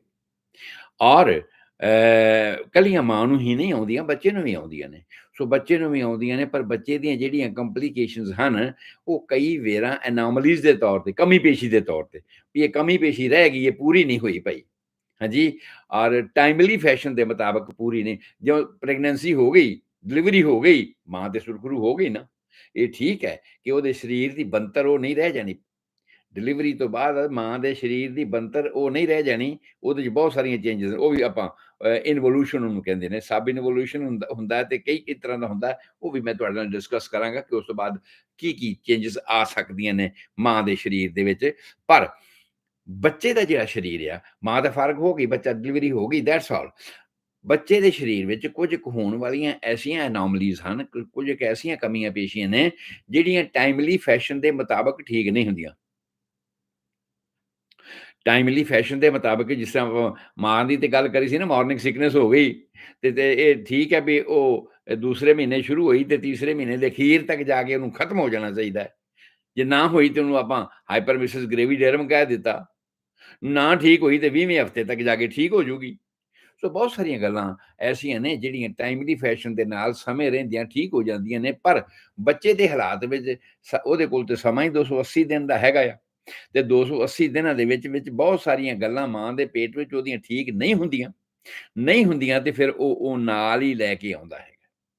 ਔਰ ਉਹ ਜਿਹੜੀਆਂ ਨਾਲ ਲੈ ਕੇ ਆਉਂਦਾ ਆ, ਉਹਨਾਂ ਦਾ ਵੀ ਕੁਦਰਤ ਦੇ ਨਿਯਮ ਮੁਤਾਬਕ ਬਹੁਤ ਸਾਰੀਆਂ ਗੱਲਾਂ ਦਾ ਐਸਾ ਟਾਈਮਲੀ ਫੈਸ਼ਨ ਹੈ ਕਿ ਉਹ ਟਾਈਮਲੀ ਫੈਸ਼ਨ ਦੇ ਮੁਤਾਬਕ ਠੀਕ ਹੋ ਜਾਂਦੀਆਂ ਨੇ, ਪਰ ਫਿਰ ਵੀ ਕੁਛ ਇੱਕ ਐਸੀਆਂ ਨੇ ਜਿਹੜੀਆਂ ਰਹਿ ਜਾਂਦੀਆਂ ਨੇ। ਉਹਦੇ 'ਚ ਸਾਡੀਆਂ ਕਮੀਆਂ ਪੇਸ਼ੀਆਂ ਹੋਣਗੀਆਂ, ਉਹਦੇ 'ਚ ਸਾਡੇ ਜੈਨੇਟਿਕ ਜਿਹੜੇ ਫੋਰ ਫਾਦਰਸ ਪੇਰੈਂਟਸ ਵੱਲੋਂ ਆ ਰਹੇ ਜੀਨਸ ਨੇ, ਉਹਨਾਂ ਦੇ ਕਰਕੇ ਵੀ ਕੁਛ ਕਮੀਆਂ ਪੇਸ਼ੀਆਂ ਰਹਿ ਗਈਆਂ ਹੋਣਗੀਆਂ। ਔਰ ਇਹ ਸਾਰੀਆਂ ਗੱਲਾਂ ਜਿਹੜੀਆਂ ਨੇ ਬਾਅਦ ਵਿੱਚ ਇਸ ਗੱਲ ਦੀ ਮੰਗ ਕਰਦੀਆਂ ਨੇ ਵੀ ਉਹਨੂੰ ਸਰਜੀਕਲ ਇੰਟਰਵੈਂਸ਼ਨ ਜਾਂ ਮੈਡੀਕਲ ਹੈਲਪ ਦੇ ਕੇ ਉਹਨਾਂ ਨੂੰ ਦਰੁਸਤ ਕੀਤਾ ਜਾਵੇ। ਸੋ ਇਹ ਸਾਰੀਆਂ ਗੱਲਾਂ ਅਸੀਂ ਐਨੋਮਲੀਜ਼ ਦੀਆਂ ਜਿਹੜੀਆਂ ਨੇ ਬੱਚੇ ਦੀਆਂ ਤੁਹਾਡੇ ਨਾਲ ਸਾਂਝੀਆਂ ਕਰਦੇ ਆ ਰਹੇ ਹਾਂ। ਔਰ ਬੱਚੇ ਦੇ ਸੰਬੰਧ ਦੇ ਵਿੱਚ ਅਸੀਂ ਸਭ ਤੋਂ ਪਹਿਲੀ ਗੱਲ ਜਿਹੜੀ ਇੰਪੋਰਟੈਂਟ ਸੀਗੀ, ਹਾਲਾਂਕਿ ਹਜੇ ਅਸੀਂ ਬਹੁਤ ਸਾਰੀਆਂ ਡਿਸਕਸ ਕਰਾਂਗੇ, ਕਲੈਫਟ ਲਿਪ, ਕਲੈਫਟ ਪਲੇਟ ਵਗੈਰਾ, ਔਰ ਹੋਰ ਵੀ ਬਹੁਤ ਸਾਰੀਆਂ ਐਸੀਆਂ ਕਮੀਆਂ ਪੇਸ਼ੀਆਂ ਹਨ ਜਿਹੜੀਆਂ ਸਰੀਰ ਦੀ ਨਾਰਮਲ ਬਣਤਰ ਬਣੀ ਨਹੀਂ ਹੁੰਦੀ, 280 ਦਿਨਾਂ ਦੇ ਵਿੱਚ ਵੀ ਬਣੀ ਨਹੀਂ ਹੁੰਦੀ, ਪਰ ਬੱਚਾ ਜੰਮ ਪੈਂਦਾ ਹੈਗਾ। ਔਰ ਉਸ ਨੂੰ ਅਸੀਂ ਕਿਵੇਂ ਪਛਾਣਾਂਗੇ, ਕੀ ਕਰਾਂਗੇ? ਕਿਸੇ-ਕਿਸੇ ਥਾਂ ਤੇ ਇਹੋ ਜਿਹੀਆਂ ਗੱਲਾਂ ਹੁੰਦੀਆਂ ਨੇ। ਪਰ ਜਿਹੜੀਆਂ ਆਮ ਸਰੀਰ ਦੇ ਵਿੱਚ ਹੁੰਦੀਆਂ ਹੀ ਨੇ ਗੱਲਾਂ, ਮੈਂ ਉਹਨਾਂ ਦੀ ਗੱਲ ਲੈ ਕੇ ਤੁਹਾਨੂੰ ਦੱਸਿਆ ਸੀਗਾ ਕਿ ਪਹਿਲਾਂ ਸਭ ਤੋਂ ਆਪਾਂ ਬਲੱਡ ਸਰਕੂਲੇਸ਼ਨ, ਖੂਨ ਦਾ ਪ੍ਰਵਾਹ ਕਿਵੇਂ ਚੱਲਦਾ ਹੈ, ਕਿਉਂਕਿ ਸਭ ਤੋਂ ਪਹਿਲਾਂ ਤਾਂ ਨਾ ਬੰਦੇ ਦੀ ਲੋੜ ਕੀ ਹੈਗੀ ਹੈ? ਗੁੱਲੀ, ਖੁਰਾਕ, ਰੋਟੀ। ਨੰਗਾ ਰਹਿ ਲਊਗਾ, ਪਹਿਲਾਂ ਜਿਹੜੇ ਬੰਦਾ ਰਹਿੰਦਾ ਸੀ, ਨੰਗਾ ਹੀ ਰਹਿੰਦਾ ਸੀ ਨਾ। ਫਿਰ ਨੰਗਾ ਰਹਿੰਦਾ ਸੀ, ਫਿਰ ਉਹਨੇ ਆਖਿਆ ਨਹੀਂ ਠੰਡ ਹੁੰਦੀ ਹੈ ਤੇ ਤਨ ਵੀ ਢੱਕੋ, ਤੇ ਉਹਨੇ ਪੱਤੇ ਲੈਣੇ ਸ਼ੁਰੂ ਕਰ ਦਿੱਤੇ ਜਾਂ ਜਾਨਵਰ ਨੇ ਖੱਲਾਂ ਪਾਉਣੀਆਂ ਸ਼ੁਰੂ ਕਰ ਦਿੱਤੀਆਂ। ਦੂਜੀ ਲੋੜ ਹੁੰਦੀ ਹੈ ਜੁੱਲੀ, ਤਨ ਢੱਕਣ ਵਾਸਤੇ, ਤੇ ਤੀਸਰੀ ਲੋੜ ਹੁੰਦੀ ਹੈ ਕੁੱਲੀ। ਬਈ ਹੁਣ ਯਾਰ ਅਲੱਗ-ਅਲੱਗ ਸਮੇਂ ਦੇ ਵਾਸਤੇ ਰਹਿਣ ਵਾਸਤੇ ਕੁਛ ਹੋਰ ਘੁਰਨਾ ਵੀ ਬਣਾਇਆ ਜਾਵੇ, ਥਣ ਵੀ ਬਣਾਇਆ ਜਾਵੇ। ਸੋ ਗੁੱਲੀ, ਜੁੱਲੀ, ਕੁੱਲੀ, ਆਪਾਂ ਬੋਲਦੇ ਕੁਛ ਹੋਰ ਤਰ੍ਹਾਂ ਹਾਂ, ਕੁੱਲੀ, ਗੁੱਲੀ, ਜੁੱਲੀ ਕਰਕੇ ਬੋਲਦੇ ਹਾਂ ਆਸਾਨ ਤਰ੍ਹਾਂ, ਪਰ ਅਸਲ ਦੇ ਵਿੱਚ ਸਭ ਤੋਂ ਪਹਿਲੀ ਲੋੜ ਰੋਟੀ ਦੀ ਹੁੰਦੀ ਹੈ। ਪਹਿਲੀ ਲੋੜ ਢਿੱਡ ਨੂੰ ਝੁਲਕਾ ਦੇਣ ਦੀ, ਭੁੱਖ ਮਿਟਾਉਣ ਦੀ ਗੱਲ ਹੁੰਦੀ ਹੈ। ਸੋ ਸਰੀਰ ਦੇ ਵਿੱਚ ਸਰੀਰ ਦੀ ਖੁਰਾਕ ਪੂਰੀ ਕਰਨ ਵਾਸਤੇ ਜਿਹੜਾ ਅੰਗ ਸਾਡਾ ਲੱਗਾ ਹੋਇਆ ਹੈ, ਉਹਨੂੰ ਅਸੀਂ ਹਾਰਟ ਕਹਿੰਦੇ ਹਾਂ, ਦਿਲ ਕਹਿੰਦੇ ਹਾਂ। ਜੇ ਦਿਲ ਨਾ ਹੁੰਦਾ ਤਾਂ ਫਿਰ ਸਾਰੇ ਸਰੀਰ ਨੂੰ ਖੂਨ ਨਹੀਂ ਨਾ ਸਪਲਾਈ ਹੁੰਦਾ। ਸੋ ਪਹਿਲੀ ਗੱਲ ਤਾਂ ਇਹ ਆ ਵੀ ਸਾਰੇ ਅੰਗਾਂ ਨੂੰ ਸਪਲਾਈ ਕਰਨਾ ਆ, ਗੁੱਲੀ ਦੇਣੀ ਹੈ ਅਸੀਂ, ਹਾਂਜੀ, ਖੁਰਾਕ ਦੇਣੀ ਅਸੀਂ। ਤਾਂ ਉਸ ਸਰਕੂਲੇਸ਼ਨ ਦੇ ਸੰਬੰਧ ਵਿੱਚ ਮੈਂ ਤੁਹਾਡੇ ਨਾਲ ਸਾਰਿਆਂ ਨਾਲ ਸਾਂਝ ਪਾਈ ਸੀ ਵੀ ਹਾਰਟ ਦਾ ਸਰਕੂਲੇਸ਼ਨ ਚੱਲਦਾ ਕਿਵੇਂ। ਪਹਿਲਾਂ ਮੈਂ ਇਹ ਦੱਸਿਆ ਸੀਗਾ ਵੀ ਆਮ ਬੰਦਿਆਂ 'ਚ ਸਾਡੇ ਕਿਵੇਂ ਚੱਲਦਾ ਹੈਗਾ। 4 ਖਾਨੇ ਆ ਤੇ 4 ਖਾਨਿਆਂ ਦੇ ਵਿੱਚੋਂ ਸੱਜੇ ਤੋਂ ਜਿਹੜਾ ਹੈ ਸੱਜੇ ਹੇਠਾਂ ਵਾਲੇ ਖਾਨੇ 'ਚ ਜਾਂਦਾ, ਸੱਜੇ ਹੇਠਾਂ ਵਾਲੇ ਤੋਂ ਫੇਫੜਿਆਂ ਨੂੰ ਜਾਂਦਾ ਆ, ਫੇਫੜਿਆਂ ਤੋਂ ਫਿਰ ਖੱਬੇ ਪਾਸੇ ਜਾਂਦਾ ਆ, ਖੱਬੇ ਪਾਸੇ ਤੋਂ ਫਿਰ ਹੇਠਾਂ ਵੈਂਟਰੀਕਲ ਸੱਜੇ ਖੱਬੇ ਪਾਸੇ ਜਾਂਦਾ ਹੈ ਤੇ ਫਿਰ ਸਾਰੇ ਸਰੀਰ ਨੂੰ ਜਾਂਦਾ ਹੈ। ਉਹ ਇੱਕ ਰੂਟੀਨ ਹੈ ਜਿਹੜਾ ਮੈਂ ਸਾਰਾ ਤੁਹਾਨੂੰ ਬਹੁਤ ਸਾਰੇ ਲੰਮੇ ਡਿਟੇਲ ਲੈਕਚਰਾਂ ਵਿੱਚ ਦੱਸ ਚੁੱਕਾ ਹਾਂ। ਉਸ ਤੋਂ ਬਾਅਦ ਬੱਚੇ ਦੇ ਸਰੀਰ ਵਿੱਚ ਇਹਦੇ ਨਾਲੋਂ ਡਿਫਰੈਂਸ ਕੀ ਰਹਿ ਜਾਂਦਾ ਹੈ, ਤੇ ਉਹ ਮੈਂ ਤੁਹਾਨੂੰ ਦੱਸਿਆ ਸੀ ਕਿ ਇੱਕ ਦੀਵਾਰ ਹੈਗੀ ਆ, ਉੱਪਰ ਵਾਲੇ ਖਾਨਿਆਂ ਤੇ ਹੇਠਾਂ ਵਾਲੇ ਖਾਨਿਆਂ ਦੇ ਵਿਚਕਾਰ ਕੁਦਰਤ ਨੇ ਇੱਕ ਦੀਵਾਰ ਬਣਾ ਦਿੱਤੀ ਹੈ ਵੀ ਭਾਈ ਸ਼ਰੀਕੇ ਨੇ ਆਪਣੀ ਵੰਡ ਕਰ ਲਈ, ਆ ਇੱਧਰ ਘਰ ਤੁਹਾਡਾ ਤੇ ਆ ਇੱਧਰ ਘਰ ਸਾਡਾ, ਸਾਡਾ ਕੋਈ ਲੈਣ ਦੇਣ ਨਹੀਂ। ਨਾਰਮਲ ਤੌਰ ਤੇ ਇਹੀ ਹੁੰਦਾ ਆ। ਜਿਵੇਂ ਜਿਵੇਂ ਬਾਲ ਬੱਚੇ ਅੱਗੋਂ ਵਧਣੇ ਸ਼ੁਰੂ ਹੋ ਜਾਂਦੇ ਨੇ ਨਾ, ਉਵੇਂ ਲੈਣ ਦੇਣ ਵੀ ਖਤਮ ਹੋ ਜਾਂਦਾ ਸ਼ਰੀਕੇਬਾਜ਼ੀ। ਪਰ ਸਟਾਰਟਿੰਗ ਦੇ ਵਿੱਚ ਜਦੋਂ ਅਜੇ ਨਵੀਂ ਨਵੀਂ ਵੰਡ ਹੋਈ ਹੋਵੇ ਨਾ, ਤੇ ਉਦੋਂ ਅਸੀਂ ਕਹਿੰਦੇ ਆ ਵੀ ਨਹੀਂ, ਇੱਕ ਖਿੜਕੀ ਰੱਖ ਲਓ, ਇੱਕ ਖਿੜਕੀ ਰੱਖ ਲਓ ਵੀ ਜੇ ਤੁਸੀਂ ਕੜੀ ਬਣਾਈ ਤੇ ਸਾਨੂੰ ਦੇ ਦਿਓ, ਜੇ ਅਸੀਂ ਖੀਰ ਬਣਾਈ ਤੇ ਤੁਹਾਨੂੰ ਦੇ ਦਿਆਂਗੇ। ਆਪਸ 'ਚ ਥੋੜ੍ਹਾ ਬਹੁਤ ਲੈਣ ਦੇਣ ਤੇ ਚੱਲਦਾ ਰਹੇ। ਔਰ ਉਹ ਇੱਕ ਖਿੜਕੀ ਕੁਦਰਤ ਨੇ ਰੱਖੀ ਹੋਈ ਹੈ ਉੱਪਰ ਵਾਲੇ 2 ਖਾਨਿਆਂ ਦੇ ਵਿੱਚ, ਜਿਹਨੂੰ ਰਾਈਟ ਐਟਰੀਅਮ ਤੇ ਲੈਫਟ ਐਟਰੀਅਮ ਕਹਿੰਦੇ ਆ ਨਾ ਅਸੀਂ, ਉਹਨਾਂ ਦੇ ਵਿੱਚ ਖਿੜਕੀ ਰੱਖੀ ਹੋਈ ਹੈ। ਕਿਉਂ? ਕਿਉਂਕਿ ਉਸ ਵੇਲੇ ਹੇਠਾਂ ਵਾਲਾ ਪਾਸੇ ਦਾ ਜਿਹੜਾ ਰਾਈਟ ਐਟਰੀਅਮ ਦਾ ਖਾਨਾ ਸੀਗਾ, ਰਾਈਟ ਵੈਂਟਰੀਕਲ ਦਾ ਖਾਨਾ ਸੀ, ਉਹ ਬੰਦ ਆ। ਉਸ ਤੋਂ ਖੂਨ ਅੱਗੇ ਜਾਣਾ ਸੀ ਫੇਫੜਿਆਂ ਨੂੰ, ਉਹ ਨਾਲ ਹੀ ਬੰਦ ਆ, ਉਹਦਾ ਕੰਮ ਹੀ ਨਹੀਂ ਹੋ ਰਿਹਾ। ਔਰ ਕਿਉਂ? ਕਿਉਂਕਿ ਅੱਗੇ ਸਪਲਾਈ ਉਹ ਕਰ ਨਹੀਂ ਸਕਦਾ, ਕਿਉਂਕਿ ਫੇਫੜੇ ਨਹੀਂ ਬਣੇ। ਸੋ ਉਹੀ ਗੱਲ ਕਿ ਟਾਈਮਲੀ ਫੈਸ਼ਨ ਦੇ ਮੁਤਾਬਕ ਭਾਵੇਂ 280 ਦਿਨ ਬੱਚਾ ਰਹਿ ਕੇ ਮਾਂ ਦੇ ਪੇਟ ਵਿੱਚ ਹੁਣ ਬਾਹਰ ਆਉਣ ਲੱਗਾ ਹੈ, ਹੁਣ ਤੱਕ ਉਹ ਫੇਫੜੇ ਵਿਚਾਰੇ ਕੰਮ ਹੀ ਨਹੀਂ ਕਰ ਰਹੇ, ਨਾ ਉਹਦੇ 'ਚ ਕੋਈ ਆਵਾਜਾਈ ਹੋ ਰਹੀ। ਇਸ ਕਰਕੇ ਕੁਛ ਇੱਕ ਐਸੀਆਂ ਐਨੋਮਲੀਜ਼ ਨੇ, ਰਹਿ ਜਾਂਦੀਆਂ ਨੇ ਕੰਪਲਿਕੇਸ਼ਨਸ, ਜਿਹੜੀਆਂ ਕਿ ਬਾਅਦ ਵਿੱਚ ਠੀਕ ਹੁੰਦੀਆਂ ਨੇ। ਤੇ ਉਹ ਮੈਂ ਤੁਹਾਨੂੰ ਦੱਸਿਆ ਵੀ ਜਦੋਂ ਹੀ ਇਨਵਾਇਰਨਮੈਂਟਲ ਪ੍ਰੈਸ਼ਰ ਪੈਂਦਾ ਉਹਦੇ ਤੇ ਬਾਹਰ ਆਉਂਦਾ ਮਾਂ ਦੇ ਪੇਟ 'ਚੋਂ, ਉਦੋਂ ਹੀ ਫੇਫੜੇ ਉਸ ਪ੍ਰੈਸ਼ਰ ਦੇ ਨਾਲ ਖੁੱਲ ਜਾਂਦੇ ਨੇ। ਔਰ ਫਿਰ ਸਰਕਲ ਚਾਲੂ ਹੋ ਜਾਂਦਾ। ਪਰ ਉਨੀ ਦੇਰ ਤੱਕ ਇੱਕ ਆਲਟਰਨੇਟਿਵ ਜਿਹੜਾ ਸਿਸਟਮ ਕੁਦਰਤ ਨੇ ਬਣਾਇਆ ਹੋਇਆ ਹੈ ਕਿ ਸੱਜੇ ਪਾਸੇ ਰਾਈਟ ਐਟਰੀਅਮ ਉੱਪਰ ਵਾਲੇ ਖਾਨੇ ਦੇ ਵਿੱਚੋਂ ਖੱਬੇ ਪਾਸੇ ਦੇ ਉੱਪਰ ਵਾਲੇ ਖਾਨੇ ਦੇ ਵਿੱਚ ਸਾਂਝ ਬਣੀ ਰਵੇ, ਇੱਕ ਸੁਰਾਖ ਕਰ ਦਿੱਤਾ, ਉਹਦਾ ਨਾਂ ਰੱਖ ਦਿੱਤਾ ਫੋਰਾਮਿਨ ਓਵਲ, ਟੈਂਪਰੇਰੀ ਤੌਰ ਤੇ। ਕੁਦਰਤ ਦਾ ਸੈਟਅਪ ਹੈ। ਇਹਨੂੰ ਅਸੀਂ ਫਿਜ਼ੀਓਲੋਜੀਕਲ ਅਨੋਮਲੀਜ਼ ਕਹਿੰਦੇ ਹਾਂ, ਫਿਜ਼ੀਓਲੋਜੀਕਲ ਕੰਪਲਿਕੇਸ਼ਨ ਕਹਿੰਦੇ ਹਾਂ, ਵੀ ਕੁਦਰਤ ਨੇ ਬਣਾਈ ਹੈ, ਕੁਦਰਤ ਨੂੰ ਅਸੀਂ ਗਲਤ ਤਾਂ ਕਹਿ ਨਹੀਂ ਸਕਦੇ। ਲੋੜ ਅਨੁਸਾਰ ਉਹਨੇ ਬਣਾਈ ਹੈ, ਪਰ ਬਾਅਦ 'ਚ ਲੋੜ ਨਹੀਂ ਰਹਿਣੀ, ਉਹਨੇ ਉਹਨੂੰ ਬੰਦ ਕਰ ਦੇਣਾ ਹੈਗਾ। ਸੋ ਅਲਟੀਮੇਟਲੀ ਇਹ ਜਿਹੜਾ ਖਾਨਾ ਹੈ, ਬੱਚੇ ਦੇ ਜੰਮਣ ਤੋਂ ਬਾਅਦ ਵੀ ਅਗਰ ਬੰਦ ਨਹੀਂ ਹੁੰਦਾ, ਨਾਰਮਲੀ ਕੀ ਆ, ਕਿਉਂਕਿ ਡਿਟੇਲ ਲੈਕਚਰ ਆਪਾਂ ਇਹਦਾ ਕਰ ਚੁੱਕੇ ਹਾਂ ਕਿ ਜੇ ਬਾਲਟੀ ਦੇ ਥੱਲੇ ਜੋ ਸੁਰਾਖ ਹੋਣਾ ਸ਼ੁਰੂ ਹੋ ਜਾਵੇ ਤੇ ਫਿਰ ਪਾਣੀ ਲੀਕ ਥੱਲੇ ਕਰੇਗਾ, ਫਿਰ ਉੱਪਰ ਨਹੀਂ ਜਾਏਗਾ। ਜਾਂ ਪਕਾਨੇ ਦੀ ਐਗਜ਼ਾਮਪਲ ਮੈਂ ਦਿੱਤੀ ਸੀ ਵੀ ਪਕਾਨਾ ਪਾਣੀ ਦਾ ਭਰਿਆ ਹੋਵੇ ਤੇ ਉਹਨੂੰ ਤੁਸੀਂ ਕੁੱਟੋ, ਉੱਪਰ ਵਾਲੇ ਪਾਸੇ ਸੁਰਾਖ ਹੋਵੇ ਤੇ ਇੱਕ ਹੇਠਾਂ ਉਦੋਂ ਉਹਦੇ ਵਿੱਚੋਂ ਪਾਣੀ ਜਾਊਗਾ, ਜਦੋਂ ਪ੍ਰੈਸ ਕਰੋਗੇ ਤੇ ਉੱਪਰ ਵਾਲੇ ਪਾਸਿਓਂ ਪਾਣੀ ਨਿਕਲੇਗਾ। ਪਰ ਜੇ ਸੁਰਾਖ ਹੇਠਾਂ ਵਾਲੇ ਪਾਸੇ ਕਰ ਦਿਓਗੇ ਤੇ ਜਿੰਨਾ ਨੱਪੋਗੇ ਸੁਰਾਖ ਦੇ ਵਿੱਚ ਬਹੁਤਾ ਪਾਣੀ ਹੇਠਾਂ ਵਾਲੇ ਪਾਸੇ ਜਾਏਗਾ। ਪਰ ਉਹ ਜਿਹੜਾ ਉੱਪਰ ਵਾਲਾ ਖਾਨਾ ਹੈ, ਜਦੋਂ ਉਹਦੇ 'ਚ ਖੁਰਾਕ ਜਾਣੀ, ਸੁਰਾਖ ਦੇ ਵਿੱਚ ਖੂਨ ਜਾਣਾ ਬੰਦ ਹੋ ਜਾਏਗਾ, ਸੱਜੇ ਖਾਨੇ ਤੋਂ ਖੱਬੇ ਖਾਨੇ ਵਾਲੇ ਪਾਸੇ 'ਚ, ਤੇ ਹੌਲੀ-ਹੌਲੀ ਬੰਦ ਹੋਣਾ ਸ਼ੁਰੂ ਹੋ ਜਾਏਗਾ। ਔਰ ਉਹਦੀ ਇੱਕ ਲਿਮਿਟ ਮੈਂ ਤੁਹਾਨੂੰ ਦੱਸੀ ਸੀ ਕਿ ਆਮ ਤੌਰ ਤੇ ਵਿਦਿਨ 6 ਮੰਥ ਇਸਕੋ ਬੰਦ ਹੋ ਜਾਣਾ ਚਾਹੀਦਾ ਹੈ। ਲੇਟੈਸਟ ਬਾਈ 18 ਮੰਥਸ ਤੱਕ ਬੰਦ ਹੋ ਜਾਣਾ ਚਾਹੀਦਾ ਹੈ। ਜੇ ਇਹ ਬੰਦ ਨਹੀਂ ਹੋਇਆ ਤੇ ਇੱਕ ਵੱਡੀ ਕੰਪਲਿਕੇਸ਼ਨ ਦੇ ਤੌਰ ਤੇ ਪੈਦਾ ਹੁੰਦਾ ਹੈ। ਅੱਜ-ਕੱਲ੍ਹ ਤਾਂ ਸਰਜਰੀ ਆ ਗਈ ਤੇ ਉਹਦਾ ਅਸੀਂ ਸਰਜੀਕਲੀ ਉਸਨੂੰ ਸਟਿਚ ਕਰ ਦਿੰਦੇ ਹਾਂ ਤੇ ਸਾਰਾ ਕੁਛ ਹੋ ਜਾਂਦਾ ਹੈ। ਪਰ ਜਦੋਂ ਐਸਾ ਕੁਛ ਨਹੀਂ ਸੀ, ਉਸ ਵੇਲੇ ਕੀ ਹੁੰਦਾ ਸੀਗਾ ਵੀ ਜਿਹੜਾ ਇਸ ਸੱਜੇ ਖਾਨੇ 'ਚ ਖੂਨ ਆ ਰਿਹਾ ਹੈ, ਉਹ ਤਾਂ ਸਾਰੇ ਸਰੀਰ 'ਚੋਂ ਵਰਤਿਆ ਹੋਇਆ ਆ ਰਿਹਾ। ਜਦੋਂ ਤੱਕ ਮਾਂ ਦੇ ਪੇਟ ਵਿੱਚ ਸੀ, ਉਦੋਂ ਤਾਂ ਓਨੇ ਕਿੰਨਾ ਕੰਮ ਚੱਲਦਾ ਸੀਗਾ। ਸਾਰੇ ਸਰੀਰ 'ਚੋਂ ਤਿੰਨਾਂ ਥਾਵਾਂ ਤੋਂ ਖੂਨ ਆਇਆ, ਲਿਵਰ 'ਚੋਂ ਆਇਆ, ਲੋਅਰ ਹੇਠਾਂ ਵਾਲੇ ਪੋਰਸ਼ਨ ਤੋਂ ਆਇਆ, ਉੱਪਰ ਵਾਲੇ ਪੋਰਸ਼ਨ 'ਚੋਂ ਆਇਆ, ਸਾਰੇ 3 ਤਰ੍ਹਾਂ ਦਾ ਖੂਨ ਮਿਕਸ ਹੋ ਗਿਆ ਤੇ ਵਿਚਾਰਾ ਇੱਕ ਹਿੱਸਾ ਹੀ ਉਹ ਜਿਹੜਾ ਮਾਂ ਵੱਲੋਂ ਖੂਨ ਆਇਆ ਸੀਗਾ, ਜਿਹੜੇ ਮਾਂ ਨੇ ਉਹਨੂੰ ਚੋਗੇ ਕੱਢ ਕੇ ਭੇਜਿਆ ਸੀ ਨਾ ਪਰੌਂਠੇ, ਉਹਦੇ ਨਾਲ ਹੀ ਉਹਦਾ ਗੁਜ਼ਾਰਾ ਚੱਲਦਾ ਸੀ। ਉਹਦੇ 'ਚ ਹੀ ਆਕਸੀਜਨ ਸੀ, ਉਹਦੇ 'ਚ ਉਹਦੀ ਖੁਰਾਕ ਸੀ, ਉਹਦੇ ਨਾਲ ਉਹਦਾ ਕੰਮ ਚੱਲ ਰਿਹਾ ਸੀਗਾ। ਔਰ ਓਨਾ ਹੀ ਉਹਨੂੰ ਕਾਫ਼ੀ ਸੀ। ਉਸ ਵੇਲੇ ਦੇ ਹਾਲਾਤ ਦੇ ਮੁਤਾਬਕ ਕੁਦਰਤ ਨੇ ਸੋਚਿਆ ਵੀ ਇੰਨਾ ਹੀ ਇਹਨੂੰ ਕਾਫ਼ੀ ਹੈਗਾ। ਪਰ ਜੇ ਉਹਦੇ 'ਚ ਵੀ ਕਮੀ ਰਹਿ ਜੇ ਤੇ ਯੈਸ, ਪ੍ਰੈਗਨੈਂਸੀ ਦੇ ਦੌਰਾਨ ਵੀ ਬੱਚੇ ਸੋਕੜੇ ਦੇ ਮਾਰੇ ਜਾਂਦੇ ਨੇ। ਪ੍ਰੈਗਨੈਂਸੀ ਦੇ ਦੌਰਾਨ ਵੀ ਬੱਚੇ ਦੀ ਡਿਵੈਲਪਮੈਂਟ ਪੂਰੀ ਨਹੀਂ ਹੋ ਸਕਦੀ। ਔਰ ਕਈਆਂ ਨੂੰ ਡਾਕਟਰ ਕਹਿ ਦਿੰਦੇ, ਨਾ ਭਾਈ ਇਹਨੂੰ ਹੁਣੇ ਮਿਸਕੈਰੇਜ ਅਬਾਰਸ਼ਨ ਕਰਵਾ ਦਿਓ। ਉਹਨੂੰ ਕਹਿੰਦੇ ਨੇ MTP, medical termination of pregnancy ਕਰਵਾ ਦਿਓ, ਨਹੀਂ ਇਹ ਸਾਰੀ ਜ਼ਿੰਦਗੀ ਇਹ ਬੱਚਾ ਤੁਹਾਡੀ ਜਾਨ ਦਾ ਖਾਓ ਬਣਿਆ ਰਹੂ ਤੇ ਹਸਪਤਾਲਾਂ 'ਚ ਤੁਰੇ ਫਿਰੋਗੇ, ਇਹਦੀ ਡਿਵੈਲਪਮੈਂਟ ਹੀ ਨਹੀਂ ਹੋਈ। ਔਰ ਉਹ ਇਸੇ ਕਰਕੇ ਹੁੰਦਾ ਆ ਕਿ ਮਾਂ ਵੱਲੋਂ ਵੀ ਜਿਹੜੀ ਆ ਰਹੀ ਉਹਨੂੰ ਖੁਰਾਕ ਉਹ ਪੂਰੀ ਨਹੀਂ, ਇਹਦਾ ਮਤਲਬ ਮਾਂ ਦੇ ਵੱਲੋਂ ਵੀ ਖੁਰਾਕ ਪੂਰੀ ਨਹੀਂ ਆ ਰਹੀ, ਮਾਂ ਦੀ ਵੀ ਖੁਰਾਕ ਪੂਰੀ ਨਹੀਂ ਹੈਗੀ। ਸੋ ਇਹੋ ਜਿਹੀਆਂ ਕਮੀਆਂ ਪੇਸ਼ੀਆਂ ਜਿਹੜੀਆਂ ਨੇ ਬੱਚੇ ਦੀਆਂ ਮਾਂ ਦੇ ਪੇਟ ਵਿੱਚ ਵੀ ਰਹਿ ਜਾਂਦੀਆਂ ਨੇ। ਪਰ ਨਾਰਮਲ ਹਾਲਾਤ ਦੇ ਵਿੱਚ ਅਗਰ ਜਿੰਨੀ ਕੁ ਖੁਰਾਕ ਉਹਨੂੰ ਆ ਰਹੀ ਹੈ ਮਾਂ ਵੱਲੋਂ, ਉਹ ਅਗਰ ਪੂਰੀ ਹੋ ਜਾਂਦੀ ਹੈ ਤੇ ਉਹਦੇ ਨਾਲ ਉਹਦੀ ਡਿਵੈਲਪਮੈਂਟ ਹੋਣੀ ਸ਼ੁਰੂ ਹੋ ਜਾਂਦੀ ਹੈ। ਔਰ ਉਹਦੇ ਨਾਲ ਹੀ ਉਹ 280 ਦਿਨਾਂ ਦੇ ਵਿੱਚ ਜਿੰਨਾ ਕੁ ਉਹਨੇ ਡਿਵੈਲਪ ਹੋਣਾ, ਕੁਦਰਤ ਨੇ ਨਿਯਮ ਬਣਾਇਆ ਉਹਨਾਂ ਕੁ ਡਿਵੈਲਪ ਹੋ ਕੇ ਉਹ ਬਾਹਰ ਆ ਜਾਂਦਾ। ਸਾਰੇ ਅੰਗ ਕੰਮ ਕਰਨੇ ਸ਼ੁਰੂ ਕਰ ਦਿੰਦੇ ਨੇ। ਇਸ ਹਾਲਾਤ ਦੇ ਵਿੱਚ ਜੇ ਉਹ ਸੁਰਾਖ ਬੰਦ ਨਾ ਹੋਇਆ ਬਾਹਰ ਆਉਣ ਤੋਂ ਬਾਅਦ ਵੀ, ਤੇ ਫਿਰ ਉਹੀ ਗੱਲ ਹੋਈ ਨਾ ਭਈ ਹੁਣ ਬੇਸ਼ੱਕ ਖੂਨ ਆਕਸੀਜਨ ਲੈ ਰਿਹਾ ਫੇਫੜਿਆਂ 'ਚੋਂ ਪੂਰੀ, ਆਂਤੜੀਆਂ ਦੇ ਵਿੱਚੋਂ ਖੂਨ ਖੁਰਾਕ ਲੈ ਰਿਹਾ ਹੈ ਪੂਰੀ, ਪਰ ਫਿਰ ਵੀ ਸਾਰੇ ਸਰੀਰ ਦੇ ਵਿੱਚੋਂ ਵਰਤਿਆ ਹੋਇਆ ਖੂਨ ਜਿਹੜਾ ਆ ਇਸ ਖਾਨੇ ਰਾਹੀਂ ਫਿਰ ਵੀ ਉਹਦੇ ਵਿੱਚ ਮਿਕਸ ਹੋ ਰਿਹਾ। ਤੇ ਜੇ ਉਹਦੇ ਵਿੱਚ ਮਿਕਸ ਹੋ ਰਿਹਾ ਹੈਗਾ ਆ, ਤੇ ਇਹਦਾ ਮਤਲਬ ਕੀ ਹੈ ਬਈ ਜਿਹੜੀ ਬੱਚੇ ਨੂੰ ਸਪਲਾਈ ਹੋ ਰਹੀ ਹੈ ਨਾ, ਉਹਦੇ ਵਿੱਚ ਕੁਝ ਹਿੱਸਾ ਉਹ ਰੇਸ਼ੋ ਆ ਗਈ ਜਿਹੜੀ ਕਿ ਪੂਰੀ ਕੰਪੀਟੈਂਟ ਨਹੀਂ ਹੈ। ਜਿਹੜੀ ਕਿ ਬਾਕੀ ਬਾਕੀ ਸਾਰੇ ਖੂਨ ਦੇ ਮੁਤਾਬਕ ਰਿਚ ਇਨ ਮਿਨਰਲਸ, ਰਿਚ ਇਨ ਨਿਊਟ੍ਰੀਐਂਟਸ, ਰਿਚ ਇਨ ਆਕਸੀਜਨ ਨਹੀਂ ਹੈ, ਜਿਹੜੀ ਕਿ ਬੱਚੇ ਨੂੰ ਚਾਹੀਦੀ ਹੁੰਦੀ। ਉਸ ਵੇਲੇ ਦੌੜਨਾ ਹੈ, ਭੱਜਣਾ ਹੈ, ਚੱਲਣਾ ਹੈ, ਰਿੜਨਾ ਹੈ, ਸਾਰਾ ਕੁਝ ਜਿਵੇਂ ਬੱਚੇ ਐਕਟਿਵ ਹੁੰਦੇ ਨੇ ਲਾਈਕ ਦੈਟ, ਉਹ ਨਹੀਂ ਹੋ ਸਕੇਗਾ। ਔਰ ਉਹ ਕਮੀਆਂ ਪੇਸ਼ੀਆਂ ਉਹਦੇ 'ਚ ਰਹਿਣਗੀਆਂ।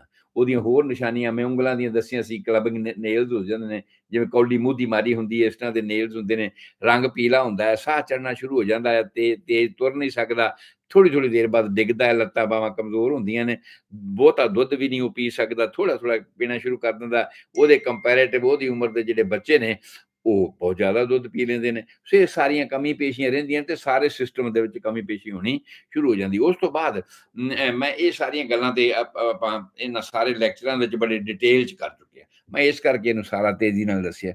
ਉਸ ਤੋਂ ਬਾਅਦ ਫਿਰ ਮੈਂ ਗੱਲ ਕਰੀ ਸੀ ਬਿਜਲੀ ਘਰ ਦੀ, ਕਿ ਇਸ ਹਾਰਟ ਦਾ ਵੈਸੇ ਤਾਂ ਸਾਰੇ ਸਰੀਰ ਦਾ ਇੱਕ ਬਿਜਲੀ ਘਰ ਹੈਗਾ। ਜਿੱਥੋਂ ਹੁਕਮ ਆਉਂਦੇ ਨੇ ਕਰੰਟ ਆਉਂਦਾ ਆ, ਤੇ ਜਿੱਥੇ ਕਰੰਟ ਵਾਪਸ ਜਾਂਦਾ ਆ। ਉਹ ਦੱਸਦਾ ਹੈ ਵੀ ਉੱਥੇ ਉਹਦੇ 'ਚ 2 ਤਰ੍ਹਾਂ ਦੇ ਫਾਈਬਰ ਹੁੰਦੇ ਨੇ, ਇੱਕ ਸੈਂਸਰੀ ਤੇ ਇੱਕ ਲੋਕੋਮੋਟਰ ਹੁੰਦੇ ਨੇ। ਇੱਕ ਉਹ ਹੁੰਦੇ ਨੇ ਜਿਹੜੇ ਖਬਰ ਦਿੰਦੇ ਨੇ ਟੈਲੀਫੋਨ ਦੀ ਲਾਈਨ ਬ੍ਰੇਨ ਨੂੰ ਵੀ ਉੱਥੇ ਆ ਹੋ ਗਿਆ। ਬ੍ਰੇਨ 'ਚੋਂ ਹੁਕਮ ਆਉਂਦਾ 1 ਸਕਿੰਟ ਦੇ 1000ਵੇਂ ਹਿੱਸੇ ਦੇ ਵਿੱਚ। ਉਹ ਐਂ ਸਾਨੂੰ ਲੱਗਦਾ ਦੋਸਿਲ ਹੋ ਗਿਆ। ਸਾਡੀ ਉਂਗਲੀ ਕਿਸੇ ਤੱਤੀ ਚੀਜ਼ ਨੂੰ ਛੋਹ ਜਾਵੇ, ਉਸ ਵੇਲੇ ਅਸੀਂ ਪਿੱਛੇ ਖਿੱਚ ਲੈਂਦੇ। ਪਰ ਇਹ ਉਸੇ ਵੇਲੇ ਪਿੱਛੇ ਖਿੱਚਣਾ ਜਦੋਂ ਇਹਦੀ ਰੀਡਿੰਗ ਕੀਤੀ ਗਈ ਸਲੋ ਮੋਸ਼ਨ ਦੇ ਵਿੱਚ, ਤੇ ਪਤਾ ਲੱਗਿਆ ਵੀ ਇੱਥੋਂ ਕਰੰਟ ਜਿਹੜਾ ਆ ਬ੍ਰੇਨ ਨੂੰ ਗਿਆ ਹੈ। ਬ੍ਰੇਨ ਨੇ ਆਖਿਆ ਵੀ ਉਂਗਲੀ ਵਾਪਸ ਲੈ ਆਓ, ਉਹਨੇ ਵਾਪਸ ਹੁਕਮ ਭੇਜਿਆ, ਫਿਰ ਅਸੀਂ ਉਂਗਲੀ ਜਿਹੜੀ ਆ ਉਹ ਵਾਪਸ ਖਿੱਚੀ ਹੈ। ਐ ਨਹੀਂ ਵੀ ਇਹ ਲੱਗੀ ਤੇ ਅਸੀਂ ਖਿੱਚ ਲਈ ਹੈ। ਇੱਥੇ ਸਾਰਾ ਕੁਝ ਨਹੀਂ ਹੋ ਗਿਆ, ਹੁਕਮ ਉੱਪਰੋਂ ਹੀ ਆਇਆ ਹੈ, ਉੱਪਰ ਹੀ ਗਿਆ ਹੈ ਤੇ ਉੱਪਰੋਂ ਹੀ ਆਇਆ ਹੈ। ਪਰ 1 ਸਕਿੰਟ ਦੇ 1000ਵੇਂ ਹਿੱਸੇ ਵਿੱਚ ਇਹ ਕਾਰਵਾਈ ਹੋ ਜਾਂਦੀ ਹੈ, ਇੰਨੀ ਸਪੀਡਲੀ ਹੋ ਜਾਂਦੀ ਹੈਗੀ। ਹੁਣ ਸਾਰੇ ਸਰੀਰ ਵਾਸਤੇ ਕੁਦਰਤ ਨੇ ਨਿਯਮ ਸੈੱਟ ਕੀਤਾ ਹੋਇਆ ਵੀ ਬ੍ਰੇਨ ਦੇ ਵਿੱਚੋਂ 12 ਪੇਅਰਸ ਕ੍ਰੇਨੀਅਲ ਨਰਵ ਨਿਕਲਦੀਆਂ ਨੇ, 12 ਜੋੜੇ ਨਰਵਸ ਦੇ ਨਿਕਲਦੇ ਨੇ, ਔਰ ਉਹ ਸਾਰੇ ਸਰੀਰ ਨੂੰ ਕੰਟਰੋਲ ਕਰਦੇ ਨੇ। ਇਸੇ ਤਰ੍ਹਾਂ ਹੀ ਸੈਂਸੇਸ਼ਨ ਵੀ ਤੇ ਉਹ ਫੰਕਸ਼ਨ ਵੀ। ਪਰ ਹਾਰਟ ਇੰਨਾ ਜ਼ਰੂਰੀ ਹੈ, ਜਿਹੜਾ ਮੈਂ ਹੁਣੇ ਦੱਸ ਕੇ ਹਟਿਆ ਵੀ ਹਾਰਟ ਇੰਨਾ ਜ਼ਰੂਰੀ ਹੈ ਵੀ ਇੱਕ ਤਾਂ ਇਹ ਬੱਚੇ ਦੇ 5ਵੇਂ ਹਫ਼ਤੇ ਵਿੱਚ ਜਦੋਂ ਪ੍ਰੈਗਨੈਂਸੀ ਹੋਈ ਦੀ ਵੀ ਗਿਣਤੀ ਮੈਂ ਵਾਰ-ਵਾਰ ਇਹ ਦੱਸ ਰਿਹਾ, ਤੁਹਾਨੂੰ ਭੁਲੇਖਾ ਨਹੀਂ ਪੈਣਾ ਚਾਹੀਦਾ। ਪਹਿਲੇ 2 ਵੀਕ ਤਾਂ ਪ੍ਰੈਗਨੈਂਸੀ ਹੈ ਹੀ ਨਹੀਂ ਸੀ, ਪਰ ਅਸੀਂ ਉਹਨੂੰ ਵੀ ਕਾਊਂਟ ਕਰਦੇ ਹਾਂ। ਜਦੋਂ ਹੋ ਗਏ ਉਹਨੂੰ ਵੀ ਅਸੀਂ ਕਾਊਂਟ ਕਰਦੇ ਹਾਂ। ਮੈਂ ਉਹ ਦੱਸਿਆ ਸੀ ਨਾ ਵੀ ਜੇ ਵਿਆਹ ਦੀ ਤਰੀਕ ਰੱਖੀ ਹੋਵੇ ਤੇ ਦਾਜ ਬਣਾਉਣੇ ਆ ਜਾਂ ਵਰੀ ਬਣਾਉਣੇ ਆ, ਕੁਛ ਨਾ ਕੁਛ ਬਣਾਉਣੇ ਆ ਨਾ। ਪਰ ਜੇ ਅੱਗੋਂ ਜੇ ਵਿਆਹ ਦੀ ਤਰੀਕ ਕੈਂਸਲ ਹੋ ਜਾਵੇ, ਪਰ ਦਾਜ ਤੇ ਵਰੀ ਤੇ ਅਸੀਂ ਬਣਾਈ ਸੀ। ਬੇਸ਼ੱਕ ਉਹ ਸਾਡੇ ਵੇਸਟ ਹੋ ਗਿਆ ਵੀ ਹੁਣ ਵਿਆਹ ਨਹੀਂ ਕੀਤਾ, ਕੁਛ ਨਹੀਂ ਹੋਇਆ। ਪਰ ਜੇ ਵਿਆਹ ਹੋ ਜਾਂਦਾ ਆ ਤੇ ਉਹੀ ਦਾਜ ਤੇ ਵਰੀ ਕੰਮ ਤੇ ਆਉਂਦੇ ਆ ਨਾ ਭਾਈ ਸਾਡੇ। ਇਸੇ ਤਰ੍ਹਾਂ ਉਹ ਜੋ 2 ਵੀਕ ਹਨ, ਉਹਨਾਂ ਨੂੰ ਵੀ ਅਸੀਂ ਪ੍ਰੈਗਨੈਂਸੀ ਦਾ ਹਿੱਸਾ ਗਿਣਦੇ ਹਾਂ। ਤੇ ਇਸ ਪ੍ਰੈਗਨੈਂਸੀ ਦੀਆਂ ਜਿੰਨੀਆਂ ਵੀ ਰੀਡਿੰਗਾਂ, ਕੈਲਕੂਲੇਸ਼ਨਸ ਹੁੰਦੀਆਂ ਨੇ, ਉਹ ਸਾਰੀਆਂ ਅਸੀਂ ਫਸਟ ਡੇ ਆਫ ਲਾਸਟ ਮੈਨਸਟਰੂਏਸ਼ਨ, ਆਖਰੀ ਮਹੀਨੇ ਦੇ ਪਹਿਲੇ ਦਿਨ ਤੋਂ ਕਾਊਂਟ ਕਰਦੇ ਹਾਂ, ਜਿੰਨੀਆਂ ਵੀ ਗਿਣਤੀਆਂ ਹੁੰਦੀਆਂ ਨੇ। ਤੇ ਜਿਹੜਾ 280 ਦਿਨ ਅਸੀਂ ਕਾਊਂਟ ਕਰਦੇ ਹਾਂ, ਉਹ ਉਸ ਦਿਨ ਤੋਂ ਕਾਊਂਟ ਕਰਨਾ ਸ਼ੁਰੂ ਕਰ ਦਿੰਦੇ ਹਾਂ। ਸੋ ਇਸ ਹਿਸਾਬ ਤੇ 5ਵੇਂ ਹਫ਼ਤੇ 1 ਮਹੀਨਾ ਤਾਂ ਵਿਚਾਰੀ ਮਾਂ ਨੂੰ ਪਤਾ ਹੀ ਨਹੀਂ ਲੱਗਦਾ ਵੀ ਮੈਂ ਪ੍ਰੈਗਨੈਂਟ ਹੈਗੀ ਹਾਂ ਕਿ ਨਹੀਂ ਹੈਗੀ। ਤੇ ਜੇ ਮੰਨ ਲਿਆ ਜੇ ਪਤਾ 5ਵਾਂ ਵੀਕ ਵੀ ਆ ਗਿਆ ਤਾਂ ਕਈਆਂ ਬੀਬੀਆਂ ਨੂੰ 5ਵੇਂ 'ਚ ਵੀ ਨਹੀਂ ਪਤਾ ਲੱਗਦਾ ਵੀ ਹੋ ਸਕਦਾ ਮਹੀਨਾ ਲੇਟ ਹੋ ਗਿਆ ਹੋਣਾ ਆ, 1 ਹਫ਼ਤਾ ਤੇ ਕੋਈ ਗੱਲ ਨਹੀਂ। ਉਹ ਇਹ ਸਮਝਦੀ ਹੈ, ਪਰ ਉਹ ਪ੍ਰੈਗਨੈਂਟ ਹੋ ਚੁੱਕੀ ਹੁੰਦੀ, ਕਿਉਂਕਿ ਗ੍ਰਸਤ ਜੀਵਨ ਉਹਦਾ ਨਾਰਮਲ ਚੱਲ ਰਿਹਾ ਹੈਗਾ। ਤਾਂ 5ਵੇਂ ਹਫ਼ਤੇ ਜਦੋਂ ਕਿ ਵਿਚਾਰੀ ਮਾਂ ਨੂੰ ਵੀ ਪਤਾ ਨਹੀਂ ਲੱਗਦਾ ਪਿਆ ਵੀ ਮੈਂ ਪ੍ਰੈਗਨੈਂਟ ਹੋ ਗਈ ਕਿ ਨਹੀਂ ਹੋ ਗਈ, ਉਦੋਂ ਇਹ ਦਿਲ ਦੀ ਬਣਤਰ ਬਣਨੀ ਸ਼ੁਰੂ ਹੋ ਜਾਂਦੀ। ਰੀੜ੍ਹ ਦੀ ਹੱਡੀ ਦੀ ਬਣਤਰ ਸਭ ਤੋਂ ਪਹਿਲਾਂ ਬਣਨੀ ਸ਼ੁਰੂ ਹੋ ਜਾਂਦੀ ਹੈ। ਔਰ ਸਾਡੀ ਆਹ ਹਸਲੀ ਦੀ ਹੱਡੀ ਹੈ 6ਵੇਂ ਵੀਕ 'ਚ ਬਣਨੀ ਸ਼ੁਰੂ ਹੋ ਜਾਂਦੀ ਹੈ। ਇਹ ਮੈਂ ਸਾਰੀਆਂ ਗੱਲਾਂ ਤੁਹਾਡੇ ਨਾਲ ਕਰ ਚੁੱਕਿਆ ਇਹਨਾਂ ਪ੍ਰੋਗਰਾਮਾਂ ਦੇ ਵਿੱਚ। ਅਗਰ ਤੁਸੀਂ ਸੁਣਨੀਆਂ ਹੋਣ ਦੁਬਾਰਾ ਤੇ ਮੇਰੇ YouTube ਚੈਨਲ ਤੇ ਜਾ ਕੇ ਇਹਨਾਂ ਨੂੰ ਸੁਣ ਸਕਦੇ ਹੋ, ਵਾਰ-ਵਾਰ ਸੁਣ ਸਕਦੇ ਹੋ ਵੀ ਇਹ ਬਣਤਰ ਕਿਵੇਂ ਬਣੀ ਹੈ ਸਰੀਰ ਦੀ, ਕਿਵੇਂ ਇਹ ਚੱਲਣਾ ਸ਼ੁਰੂ ਹੋਇਆ, ਕਿਵੇਂ-ਕਿਵੇਂ, ਕਿਹੜੀ-ਕਿਹੜੀ ਚੀਜ਼ ਕਦੋਂ-ਕਦੋਂ ਬਣੀ ਹੈਗੀ। ਤੇ ਹੁਣ ਵੀ ਅੱਜ ਜਿਹੜਾ ਦੌਰ ਚੱਲਿਆ ਆਪਣੇ ਪਿਛਲੇ ਲੈਕਚਰਾਂ ਦਾ, ਉਹਦੇ ਵਿੱਚ ਵੀ ਬੱਚੇ ਦੀ ਡਿਵੈਲਪਮੈਂਟ ਹਰ ਹਫ਼ਤੇ ਕਿਵੇਂ-ਕਿਵੇਂ ਹੋਈ ਹੈ, ਉਹ ਸਾਰੀਆਂ ਗੱਲਾਂ ਮੈਂ ਤੁਹਾਡੇ ਨਾਲ ਡਿਟੇਲ 'ਚ ਕਰ ਚੁੱਕਿਆ ਹਾਂ। ਔਰ ਅੱਜ ਆਪਾਂ ਇਹ ਗੱਲ ਕਰ ਰਹੇ ਹਾਂ ਕਿ ਜਿਹੜਾ ਕਰੰਟ ਵਾਲਾ ਸਿਸਟਮ ਹੈ, ਜਿਹੜਾ ਭਾਖੜਾ ਨੰਗਲ ਤੋਂ ਸਾਡਾ ਬਿਜਲੀ ਆਉਂਦੀ ਹੈ, ਮੈਂ ਉਹਦੀ ਗੱਲ ਕਰ ਰਿਹਾ ਹਾਂ ਵੀ ਜਿਹੜੀ ਭਾਖੜਾ ਨੰਗਲ ਤੋਂ ਬਿਜਲੀ ਆਉਂਦੀ, ਉਹ ਤੇ ਆਉਂਦੀ ਆ। ਤੇ ਜੇ ਭਾਖੜਾ ਨੰਗਲ ਤੋਂ ਹੀ ਬਿਜਲੀ ਆਉਣੀ ਕਿਤੇ ਬੰਦ ਹੋ ਗਈ, ਆ ਲੱਤ ਬਾਂਹ ਸੌ ਜਾਂਦੀ ਸਾਡੀ ਨਾ, ਲੱਤ ਬਾਂਹ ਸੌ ਜਾਂਦੀ ਤੇ ਫਿਰ ਅਸੀਂ ਮਾਲਸ਼ ਮੁਲਸ਼ ਕਰਦੇ ਹਾਂ ਤੇ ਫਿਰ ਸੈੱਟ ਹੋ ਜਾਂਦੀ। ਅਸੀਂ ਰਾਤ ਸੁੱਤੇ ਪਏ ਹੁੰਦੇ ਹਾਂ, ਬਾਂਹ ਸਾਡੀ ਸਿਰ ਥੱਲੇ ਆ ਜਾਂਦੀ ਹੈ, ਬਾਂਹ ਸੌ ਜਾਂਦੀ, ਪਤਾ ਨਹੀਂ ਕਿੰਨੇ ਘੰਟੇ ਅਸੀਂ ਉਸ ਤਰ੍ਹਾਂ ਸੁੱਤੇ ਰਹੇ ਹਾਂ, ਇੰਨੀ ਦੇਰ ਸਪਲਾਈ ਬੰਦ ਰਹੀ ਉਹਦੀ। ਪਰ ਫਿਰ ਜਦੋਂ ਉੱਠਦੇ ਹਾਂ, ਮਾਲਸ਼ ਮੁਲਸ਼ ਕਰਦੇ ਹਾਂ, ਠੀਕ ਹੋ ਜਾਂਦਾ। ਗੁਰਦੁਆਰੇ ਜਾਂਦੇ ਹੋ, ਚੌਂਕੜੀ ਮਾਰ ਕੇ ਬੈਠਦੇ ਹੋ, ਖੜੇ ਹੁੰਦੇ ਹੋ ਤੇ ਡਿੱਗ ਪੈਂਦੇ ਨੇ ਕਈ ਬੰਦੇ, ਲੱਤ ਸੁੰਨ ਹੋ ਗਈ, ਸੌਂ ਹੋ ਗਈ। ਔਰ ਪਤਾ ਨਹੀਂ 2 ਘੰਟੇ ਬੈਠੇ ਨੇ, ਕੀਰਤਨ ਸੁਣਦੇ ਰਹੇ ਨੇ ਕਿ 3 ਘੰਟੇ ਬੈਠੇ ਰਹੇ ਨੇ। ਅਲਟੀਮੇਟ ਜਦੋਂ ਉਹ ਖੜੇ ਹੁੰਦੇ ਨੇ ਤੇ ਉਦੋਂ ਉਹ ਜਿਹੜਾ ਨਰਵਸ ਸਿਸਟਮ ਦਾ ਕੰਟਰੋਲ ਹੈ ਲਾਸਟ ਹੋ ਜਾਂਦਾ ਔਰ ਉਹ ਡਿੱਗ ਪੈਂਦੇ ਨੇ ਜਾਂ ਲੱਤ ਮਾਲਸ਼ ਮੁਲਸ਼ ਕਰਦੇ ਨੇ, ਠੀਕ ਹੋ ਜਾਂਦਾ। ਪਰ ਆ ਜਿਹੜਾ ਹਾਰਟ ਆ, ਇਹ ਵਿਚਾਰਾ 5ਵੇਂ ਹਫ਼ਤੇ ਤੋਂ ਸ਼ੁਰੂ ਹੋ ਕੇ ਜ਼ਿੰਦਗੀ ਦੇ ਆਖਰੀ ਸਵਾਸ ਤੱਕ ਚੱਲਦਾ ਆ। ਕੋਈ ਜਿਹੜਾ 100 ਸਾਲ ਤੋਂ ਵੀ ਉੱਪਰ ਜੀ ਜਾਂਦਾ ਹੈਗਾ ਆ, ਕੋਈ 80-85 ਸਾਲ ਜੀ ਜਾਂਦਾ ਹੈ। ਪਰ ਸਵਾਸ ਦਾ ਆਖਰੀ ਹਿੱਸੇ ਤੱਕ ਸਾਥ ਨਿਭਾਉਣ ਵਾਲਾ ਇਹ ਦਿਲ ਹੈਗਾ ਆ। ਤੇ ਜੇ ਇੰਨਾ ਬੰਦਾ ਜ਼ਰੂਰੀ ਹੈਗਾ ਆ ਤੇ ਉਹਦੀ ਰੱਖਿਆ ਵਾਸਤੇ ਕੋਈ ਸਪੈਸ਼ਲ ਪ੍ਰਬੰਧ ਵੀ ਤਾਂ ਕੀਤਾ ਹੈ ਨਾ। ਤੇ ਕੁਦਰਤ ਤੇ ਸੋਚਦੀ ਹੈ ਵੀ ਜੇ ਭਾਖੜਾ ਨੰਗਲ ਤੋਂ ਸਪਲਾਈ ਰਸਤੇ 'ਚ ਕੱਟੀ ਗਈ ਤੇ ਰਾਮ ਨਾਮ ਸੱਤ ਹੋ ਜਾਏਗਾ। ਬਾਕੀ ਇਹ ਸਪਲਾਈ ਬਾਕੀ ਅੰਗਾਂ ਵਿੱਚ ਤਾਂ ਸਿਸਟਮ ਇਸ ਤਰ੍ਹਾਂ ਦਾ ਹੈਗਾ ਆ ਵੀ ਜੇ ਕੁਛ ਦੇਰ ਬਿਜਲੀ ਨਹੀਂ ਆਈ ਤੇ ਕੋਈ ਗੱਲ ਨਹੀਂ, ਫਿਰ ਸਹੀ, ਜਦੋਂ ਆਏਗੀ ਫਿਰ ਸਹੀ। ਜੇ ਅਸੀਂ ਪੱਠੇ ਕੁਤਰਨ ਵਾਲੀ ਮਸ਼ੀਨ ਲਾਉਣੀ ਹੈ ਤੇ ਕੋਈ ਗੱਲ ਨਹੀਂ, ਬਾਅਦ 'ਚ ਪੱਠੇ ਕੁਤਰ ਲਾਂਗੇ। ਜੇ ਅਸੀਂ ਇਲੈਕਟ੍ਰੀਸਿਟੀ ਦੇ ਚੁੱਲ੍ਹੇ 'ਤੇ ਰੋਟੀ ਪਕਾਉਣੀ ਹੈ ਤੇ ਕੋਈ ਗੱਲ ਨਹੀਂ, ਘੰਟਾ ਠਹਿਰ ਕੇ ਬਣਾ ਲਾਂਗੇ, ਬਿਜਲੀ ਆ ਜਾਊਗੀ। ਪਾਣੀ ਆਉਣਾ ਆ ਤੇ ਕੋਈ ਗੱਲ ਨਹੀਂ, ਬਾਅਦ 'ਚ ਲਾ ਲਾਂਗੇ। ਇਹ ਅਸੀਂ ਹੁਣ ਤੱਕ ਕਰਦੇ ਹੀ ਆਏ ਹਾਂ ਨਾ। ਪਰ ਦਿਲ ਦਾ ਇਸ ਤਰ੍ਹਾਂ ਕੰਮ ਨਹੀਂ ਚੱਲਦਾ।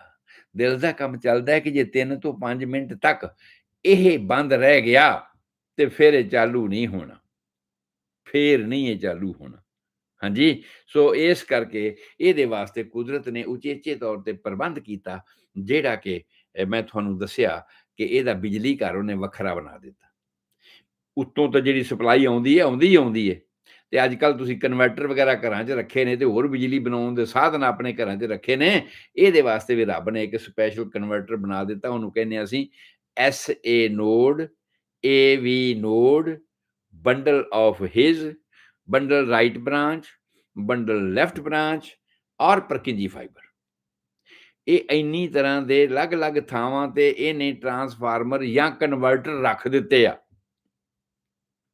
ਤਾਂ ਕਿ ਜਿਹੜਾ ਸੈਂਟਰਲ ਕੰਟਰੋਲ ਬਿਜਲੀ ਭਾਖੜੇ ਤੋਂ ਆ ਰਹੀ ਹੈ, ਉਹਨੂੰ ਅਸੀਂ ਕਹਿੰਦੇ ਹਾਂ 10th ਕ੍ਰੇਨੀਅਲ ਨਰਵ, ਵੇਗਸ ਨਰਵ, ਜਿਹੜੀ ਬ੍ਰੇਨ ਤੋਂ ਇਸ਼ੂ ਹੋ ਕੇ ਦਿਲ ਦਾ ਕੰਟਰੋਲ ਸੰਭਾਲਦੀ ਹੈ। ਹੋਰ ਵੀ ਅੰਗਾਂ ਤੇ ਜਾਂਦੀ ਹੈ, ਉਹਦਾ ਹੋਰ ਵੀ ਕੰਮ ਹੈਗਾ ਤੇ ਕਿਤੇ ਐਂ ਨਾ ਹੋਵੇ ਵੀ ਕਿਸੇ ਹੋਰ ਦਾ ਕੰਮ ਕਰਦਿਆਂ ਦਿਲ ਦਾ ਭੁੱਲ ਹੀ ਜਾਵੇ। ਭੁੱਲਦੀ ਤਾਂ ਨਹੀਂ, ਉਹ ਕੰਮ ਤੇ ਕਰਦੀ ਹੈ, ਪਰ ਜੇ ਫੇਲ ਹੀ ਉੱਪਰੋਂ ਹੋ ਗਈ ਤੇ ਫਿਰ ਤਾਂ ਕੰਮ ਖਰਾਬ ਹੈ ਨਾ। ਇਸ ਵਾਸਤੇ ਕੁਦਰਤ ਨੇ ਇਹਦਾ ਇੱਕ ਅਲਟਰਨੇਟਿਵ ਪ੍ਰਬੰਧ ਕੀਤਾ ਹੋਇਆ ਹੈ, ਜਿਹਨੂੰ ਅਸੀਂ ਕਹਿੰਦੇ ਹਾਂ ਪੇਸਮੇਕਰ। SA ਨੋਡ ਨੂੰ ਅਸੀਂ ਪੇਸਮੇਕਰ ਮੈਂ ਤਾਂ ਲਫ਼ਜ਼ ਇਸਤੇਮਾਲ ਕੀਤਾ ਵੀ ਤੁਸੀਂ ਸਾਰੇ ਲੋਕ ਜਾਣਦੇ ਹੋ ਨਾ, ਜੇ ਕਿਸੇ ਦਾ ਦਿਲ ਕੰਮ ਨਾ ਕਰਦਾ ਹੋਵੇ ਤੇ ਡਾਕਟਰ ਉਹਦੇ ਬਾਹਰ ਮਸ਼ੀਨ ਲਾ ਦਿੰਦੇ ਨੇ, ਉਹਨੂੰ ਆਂਦੇ ਨੇ ਪੇਸਮੇਕਰ। ਕਿਉਂ? ਕਿਉਂਕਿ SA ਨੋਡ ਦੀ ਆਪਣੀ ਇੱਕ ਲਿਮਟ ਹੈਗੀ ਹੈ ਵੀ ਇਹਨੇ 60 ਤੋਂ ਲੈ ਕੇ 100 ਪਰ ਮਿੰਟ ਦਿਲ ਨੂੰ ਚਲਾ ਸਕਣਾ, ਔਰ AV ਨੋਡ ਦੀ ਆਪਣੀ ਲਿਮਟ ਹੈਗੀ ਹੈ, ਇਹਦੇ ਤੋਂ ਵਧਾ ਵੀ ਸਕਦੀ ਹੈ, ਇਹਨੂੰ ਘਟਾ ਵੀ ਸਕਦੀ ਹੈ, ਮਿਨੀਮਾਈਜ਼ ਕਰਨਾ ਜਿੰਨੀ ਕੁ ਲੋੜ ਹੈਗੀ ਹੈ। ਇਸੇ ਤਰ੍ਹਾਂ ਜਿਹੜੀ ਬੰਡਲ ਬ੍ਰਾਂਚ ਹੈ, ਰਾਈਟ ਸਾਈਡ ਦੀ ਤੇ ਲੈਫਟ ਸਾਈਡ ਦੀ, ਲੈਫਟ ਸਾਈਡ ਤੇ ਰਾਈਟ ਸਾਈਡ ਨੂੰ ਕੰਟਰੋਲ ਕਰਦੀਆਂ ਨੇ। ਮਤਲਬ ਚੈਂਬਰਸ ਨੂੰ ਕੰਟਰੈਕਟ ਕਰਨਾ, ਖੂਨ ਬਾਹਰ ਜਾਵੇ, ਚੈਂਬਰ ਨੂੰ ਰਿਲੈਕਸ ਕਰਨਾ ਕਿ ਖੂਨ ਇਹਦੇ ਵਿੱਚ ਆਵੇ। ਇਹ ਸਾਰਾ ਕੰਮ ਕੰਟਰੋਲਿੰਗ ਦਾ ਜਿਹੜਾ ਹੈਗਾ ਆ, ਨਰਵਸ ਸਿਸਟਮ ਦੇ ਰਾਹੀਂ ਹੁੰਦਾ ਹੈ। ਔਰ ਉਸ ਨਰਵਸ ਸਿਸਟਮ ਨੂੰ ਅਸੀਂ SA node, AV node, bundle of his ਔਰ ਰਾਈਟ ਬੰਡਲ ਬ੍ਰਾਂਚ ਤੇ ਲੈਫਟ ਬੰਡਲ ਬ੍ਰਾਂਚ ਔਰ ਉਸ ਤੋਂ ਬਾਅਦ ਪਰਕਿੰਜੀ ਫਾਈਬਰ, ਜਿਹੜੇ ਇਹਨਾਂ ਫਾਈਬਰਾਂ ਨੂੰ ਖੂਨ ਸਪਲਾਈ ਕਰਦੇ ਨੇ। ਮਾਸਪੇਸ਼ੀਆਂ ਜਿੰਨੀਆਂ ਵੀ ਮਤਲਬ ਹੈਗੀਆਂ ਹਾਰਟ ਦੀਆਂ ਹੈਗੀਆਂ, ਹਾਰਟ ਦੇ ਚੈਂਬਰ ਨੇ, ਮੈਂਬਰੇਨਸ ਨੇ ਜਾਂ ਵਾਲਵਸ ਨੇ, ਉਹਨਾਂ ਸਾਰਿਆਂ ਨੂੰ ਖੂਨ ਸਪਲਾਈ ਇਹਨਾਂ ਬ੍ਰਾਂਚਾਂ ਦੇ ਰਾਹੀਂ ਹੋਣਾ ਸ਼ੁਰੂ ਹੋ ਜਾਂਦਾ। ਇਹ ਗੱਲ ਅਸੀਂ ਤੁਹਾਡੇ ਸਾਰਿਆਂ ਦੇ ਨਾਲ ਸਾਂਝੀ ਪਹਿਲਾਂ ਕਰ ਚੁੱਕੇ ਹਾਂ ਇਸ ਸੰਬੰਧ ਦੇ ਵਿੱਚ। ਇਸ ਚਲਦੇ ਪ੍ਰੋਗਰਾਮ ਦੇ ਵਿੱਚ, ਹਾਲਾਂਕਿ ਉਹ ਇਹਦਾ ਹਿੱਸਾ ਨਹੀਂ ਹੈ, ਇਹਨੂੰ ਅਸੀਂ ਅਲੱਗ ਤੌਰ ਤੇ ਡੀਲ ਕਰਨਾ ਸੀਗਾ, ਬਿਮਾਰੀਆਂ ਦੇ ਤੌਰ ਤੇ, ਜਦੋਂ ਬਿਮਾਰੀਆਂ ਦੇ ਲੇਖਾ ਜੋਖਾ ਹੋਏਗਾ।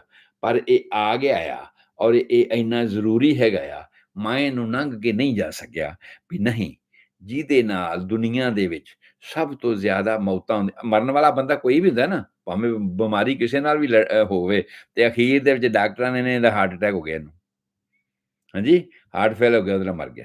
ਕੋਈ ਸਪਲਾਈ ਨਹੀਂ ਗਈ ਉਸਨੂੰ, ਹਾਰਟ ਫੇਲ ਹੋ ਗਿਆ। ਉਦੋਂ ਬਾਅਦ ਰਾਮ ਨਾਮ ਸੱਤ ਹੋ ਗਿਆ। ਕਾਰਨ ਕੁਛ ਹੋਰ ਵੀ ਨੇ, ਹੈ ਤਾਂ ਉਹਨੂੰ ਕੈਂਸਰ ਸੀਗਾ, ਹੈ ਤਾਂ ਉਹਨੂੰ ਕੋਈ ਹੋਰ ਬਿਮਾਰੀ ਸੀਗੀ, ਲੇਕਿਨ ਅਲਟੀਮੇਟ ਜਿਹੜਾ ਹੋਣਾ ਆ, ਉਹ ਹਾਰਟ ਦੇ ਬੰਦ ਹੋਣ ਦਾ ਹੀ ਸਿਗਨਲ ਹੋਣਾ ਹੈਗਾ। ਸੋ ਜਿਹੜੀ ਬਿਮਾਰੀ ਦੇ ਨਾਲ ਸਾਰੀ ਦੁਨੀਆ ਦੇ ਵਿੱਚ ਸਭ ਤੋਂ ਜ਼ਿਆਦਾ ਡੈਥਸ ਹੁੰਦੀਆਂ ਪਈਆਂ ਨੇ, ਉਹਨੂੰ ਮੈਂ ਲੰਘ ਕੇ ਨਹੀਂ ਜਾ ਸਕਿਆ। ਇਸ ਕਰਕੇ ਅਸੀਂ ਹਾਰਟ ਅਟੈਕ ਕਹਿ ਲਓ, ਜਾਂ ਇੱਕ ਟਰਮ ਜਿਹੜੀ ਆਮ ਤੌਰ ਤੇ ਇਸਤੇਮਾਲ ਕੀਤੀ ਜਾਂਦੀ ਹੈ, ਮਿਸਯੂਜ਼ ਹੋ ਜਾਂਦੀ ਹੈ, ਜਿਹਨੂੰ ਅਸੀਂ ਕਹਿੰਦੇ ਹਾਂ ਐਨਜਾਈਨਾ ਪੈਕਟੋਰਿਸ। ਸਾਰਿਆਂ ਤੋਂ ਬਹੁਤ ਸੁਣਿਆ ਹੋਣਾ ਤੁਸੀਂ ਐਨਜਾਈਨਾ ਪੈਕਟੋਰਿਸ। ਸਾਰੇ ਲੋਕ ਐਨਜਾਈਨਾ ਪੈਕਟੋਰਿਸ ਨੂੰ ਹਾਰਟ ਦੀ ਪ੍ਰੋਬਲਮ ਸਮਝਦੇ ਆ, ਉਹ ਨਹੀਂ ਹੈ, ਉਹ ਹਾਰਟ ਦੀ ਪ੍ਰੋਬਲਮ ਨਹੀਂ ਹੈ। ਸਾਰੀਆਂ ਥਾਵਾਂ ਤੇ ਹਾਰਟ ਦੀ ਪ੍ਰੋਬਲਮ ਨਹੀਂ ਹੈ, ਹੋ ਸਕਦੀ ਹੈ। ਔਰ ਇਸ ਚੀਜ਼ ਦਾ ਬਿਊਰਾ, ਕਿਉਂਕਿ ਅੱਜ ਮੇਰੇ ਕੋਲ ਟਾਈਮ ਨਹੀਂ ਰਹਿ ਗਿਆ ਇਹਨਾਂ ਗੱਲਾਂ ਬਾਤਾਂ ਦੇ ਵਿੱਚ, ਮੈਂ ਕੱਲ੍ਹ ਨੂੰ ਤੁਹਾਡੇ ਨਾਲ ਇਹ ਸਾਂਝਾ ਕਰਾਂਗਾ ਬਈ ਇਹ ਐਨਜਾਈਨਾ ਪੈਕਟੋਰਿਸ ਕੀ ਹੁੰਦਾ ਆ, ਔਰ ਇਹਨੂੰ ਅਸੀਂ ਹਾਰਟ ਦੇ ਨਾਲ ਕੋਰਿਲੇਟ ਕਿਉਂ ਕਰਨੇ ਆ, ਇਹਦੇ ਪਿੱਛੇ ਹੋਰ ਕਿਹੜੇ-ਕਿਹੜੇ ਕਾਰਨ ਹੋ ਸਕਦੇ ਨੇ। ਉਹ ਸਾਰੀਆਂ ਗੱਲਾਂ ਅਸੀਂ ਕੱਲ੍ਹ ਨੂੰ ਤੁਹਾਡੇ ਨਾਲ ਸਾਂਝੀਆਂ ਕਰਨੀਆਂ ਨੇ। ਔਰ ਹਮੇਸ਼ਾ ਜਿਵੇਂ ਮੈਂ ਸਾਰਿਆਂ ਨੂੰ ਇਹ ਬੇਨਤੀਆਂ ਕਰਦਾ ਰਹਿੰਦਾ ਹਾਂ ਵੀ ਇਹ ਪ੍ਰੋਗਰਾਮ ਜਿਹੜੇ ਨੇ, ਹੋਰ ਲੋਕਾਂ ਨੂੰ ਵੀ ਆਖੋ ਕਿ ਉਹ ਸੁਣਨ ਔਰ ਆਪਣਾ ਨੌਲੇਜ ਵਧਾਉਣ। ਹੋ ਸਕਦਾ ਹੈ ਕਿਸੇ ਵੇਲੇ ਕਿਸੇ ਦਾ ਭਲਾ ਹੋ ਜਾਵੇ। ਜਿਹੜੀਆਂ ਗੱਲਾਂ ਮੈਂ ਦੱਸਾਂ ਜੇ ਇਨੀਸ਼ੀਅਲ ਸਟੇਜ ਦੇ ਵਿੱਚ ਉਹਨਾਂ ਨੂੰ ਪਤਾ ਲੱਗਦੀਆਂ ਨੇ, ਕਿਉਂਕਿ ਸਾਰੇ ਲੋਕ ਕਹਿੰਦੇ ਨੇ ਨਾ, ਲੈ ਹਾਰਟ ਅਟੈਕ ਤਾਂ ਸਡਨ ਹੀ ਹੋ ਜਾਂਦਾ, ਪਤਾ ਹੀ ਨਹੀਂ ਲੱਗਦਾ। ਗਲਤ ਗੱਲ ਹੈ। ਹਾਰਟ ਅੱਜ ਜਦੋਂ ਤੂਫਾਨ ਵੀ ਆਉਣਾ ਹੁੰਦਾ, ਮੀਂਹ ਹਨੇਰੀ ਆਉਣੀ ਹੁੰਦੀ, ਇੱਕੇ ਵਾਰ ਤਾਂ ਨਹੀਂ ਆ ਜਾਂਦੀ ਨਾ, ਕਿ ਸਡਨ ਹੁਣ ਠੀਕ ਬੈਠੇ ਆ, ਧੁੱਪ ਲੱਗੀ ਤੇ ਹੁਣੇ ਮੀਂਹ ਹਨੇਰੀ ਆ ਜਾਂਦੀ। It takes time, it takes time. ਹੁਣ ਜਿਵੇਂ ਭੁਚਾਲ ਦੀ ਗੱਲ ਹੈ, ਅਸੀਂ ਆਨੇ ਜੀ ਸਾਨੂੰ ਤਾਂ ਪਤਾ ਹੀ ਨਹੀਂ ਲੱਗਾ, ਭੁਚਾਲ ਆ ਗਿਆ ਜੀ। ਨਹੀਂ, ਅੱਜ ਕੱਲ੍ਹ ਇਸ ਤਰ੍ਹਾਂ ਦੇ ਮੀਟਰ ਬਣ ਰਹੇ ਨੇ, ਜਿਹੜੇ ਤੁਹਾਨੂੰ ਅਗਾਊਂ ਸੂਚਨਾ ਦਿੰਦੇ ਨੇ, ਬਈ ਭੁਚਾਲ ਆ ਸਕਦਾ ਆ, ਸੁਨਾਮੀ ਆ ਸਕਦੀ ਹੈ, ਧਰਤੀ ਹਿੱਲ ਸਕਦੀ ਹੈ, ਮੂਵਮੈਂਟ ਇਹਦੀਆਂ ਟੈਕਟੋਨਿਕ ਪਲੇਟਸ ਹੈਗੀਆਂ ਨੇ, ਇਹਦੀਆਂ ਹੇਠਾਂ ਲੱਗੀਆਂ ਹੋਈਆਂ ਟੈਕਟੋਨਿਕ ਪਲੇਟਸ ਜਿਹੜੀਆਂ ਨੇ ਮੂਵ ਕਰ ਸਕਦੀਆਂ ਨੇ। ਹੁਣ ਉਹਦੀ ਰੀਡਿੰਗ ਕਰਨੀ ਸ਼ੁਰੂ ਕਰ ਦਿੱਤੀ ਸੀ। ਹਾਂਜੀ, ਜਦ ਤੱਕ ਨਹੀਂ ਪਤਾ ਸੀ ਅਸੀਂ ਸਡਨ ਹੋ ਜਾਂਦਾ। ਇਸੇ ਤਰ੍ਹਾਂ ਹੀ ਹਾਰਟ ਦੀ ਗੱਲ ਹੈਗੀ ਹੈ, ਕਿ ਜਦੋਂ ਸਾਨੂੰ ਨਹੀਂ ਪਤਾ ਤੇ ਅਸੀਂ ਆਨੇ ਸਡਨ ਹੀ ਹੋ ਗਿਆ ਜੇ। ਉਹ ਨਹੀਂ ਭਾਈ, ਇਹਦੇ ਤੋਂ ਪਹਿਲਾਂ ਵੀ ਬਹੁਤ ਕੁਝ ਐਸਾ ਹੁੰਦਾ, ਜੇ ਤੁਸੀਂ ਉਹਦੇ ਜਾਣਕਾਰ ਹੋ ਸਕੇ, ਤੁਹਾਨੂੰ ਪਤਾ ਹੋਇਆ, ਤੇ ਫਿਰ ਤੁਸੀਂ ਹਾਰਟ ਅਟੈਕ ਦੀ ਉਸ ਸਥਿਤੀ ਨੂੰ ਨਹੀਂ ਪਹੁੰਚੋਗੇ ਵੀ ਸਡਨ ਹਾਰਟ ਅਟੈਕ ਹੋ ਗਿਆ, ਜੇ ਤੁਸੀਂ ਜਾਣਦੇ ਹੋਏ ਤਾਂ। ਠੀਕ ਹੈ। ਸੋ ਉਹ ਗੱਲਾਂ ਮੈਂ ਤੁਹਾਡੇ ਨਾਲ ਕੱਲ੍ਹ ਨੂੰ ਸਾਂਝੀਆਂ ਕਰਨੀਆਂ ਨੇ। ਆਪਾਂ ਐਨਜਾਈਨਾ ਪੈਕਟੋਰਿਸ ਨੂੰ ਡੀਲ ਕਰਾਂਗੇ ਕੱਲ੍ਹ ਨੂੰ। ਹਾਰਟ ਅਟੈਕ ਕੀ ਚੀਜ਼ ਹੈਗਾ ਆ, ਐਨਜਾਈਨਾ ਪੈਕਟੋਰਿਸ ਕੀ ਚੀਜ਼ ਹੈਗਾ ਆ, ਔਰ ਐਨਜਾਈਨਾ ਪੈਕਟੋਰਿਸ ਨੂੰ ਅਸੀਂ ਹਾਰਟ ਦੀ ਹੀ ਪ੍ਰੋਬਲਮ ਕਿਉਂ ਸਮਝਦੇ ਹਾਂ ਤੇ ਕਿਉਂ ਨਹੀਂ ਹੈਗੀ, ਇਹਦੇ ਬਾਰੇ ਆਪਾਂ ਕੱਲ੍ਹ ਤੁਹਾਡੇ ਨਾਲ ਸਾਂਝ ਪਾਵਾਂਗੇ। ਤੁਹਾਡਾ ਸਾਰਿਆਂ ਦਾ ਰੱਬ ਰਾਖਾ, ਤੁਹਾਡੇ ਸਾਰਿਆਂ ਦੀ ਚੰਗੀ ਸਿਹਤ ਲਈ ਦੁਆ ਕਰਦਾ ਹਾਂ। ਸਤਿ ਸ੍ਰੀ ਅਕਾਲ, ਆਦਾਬ, ਨਮਸਕਾਰ।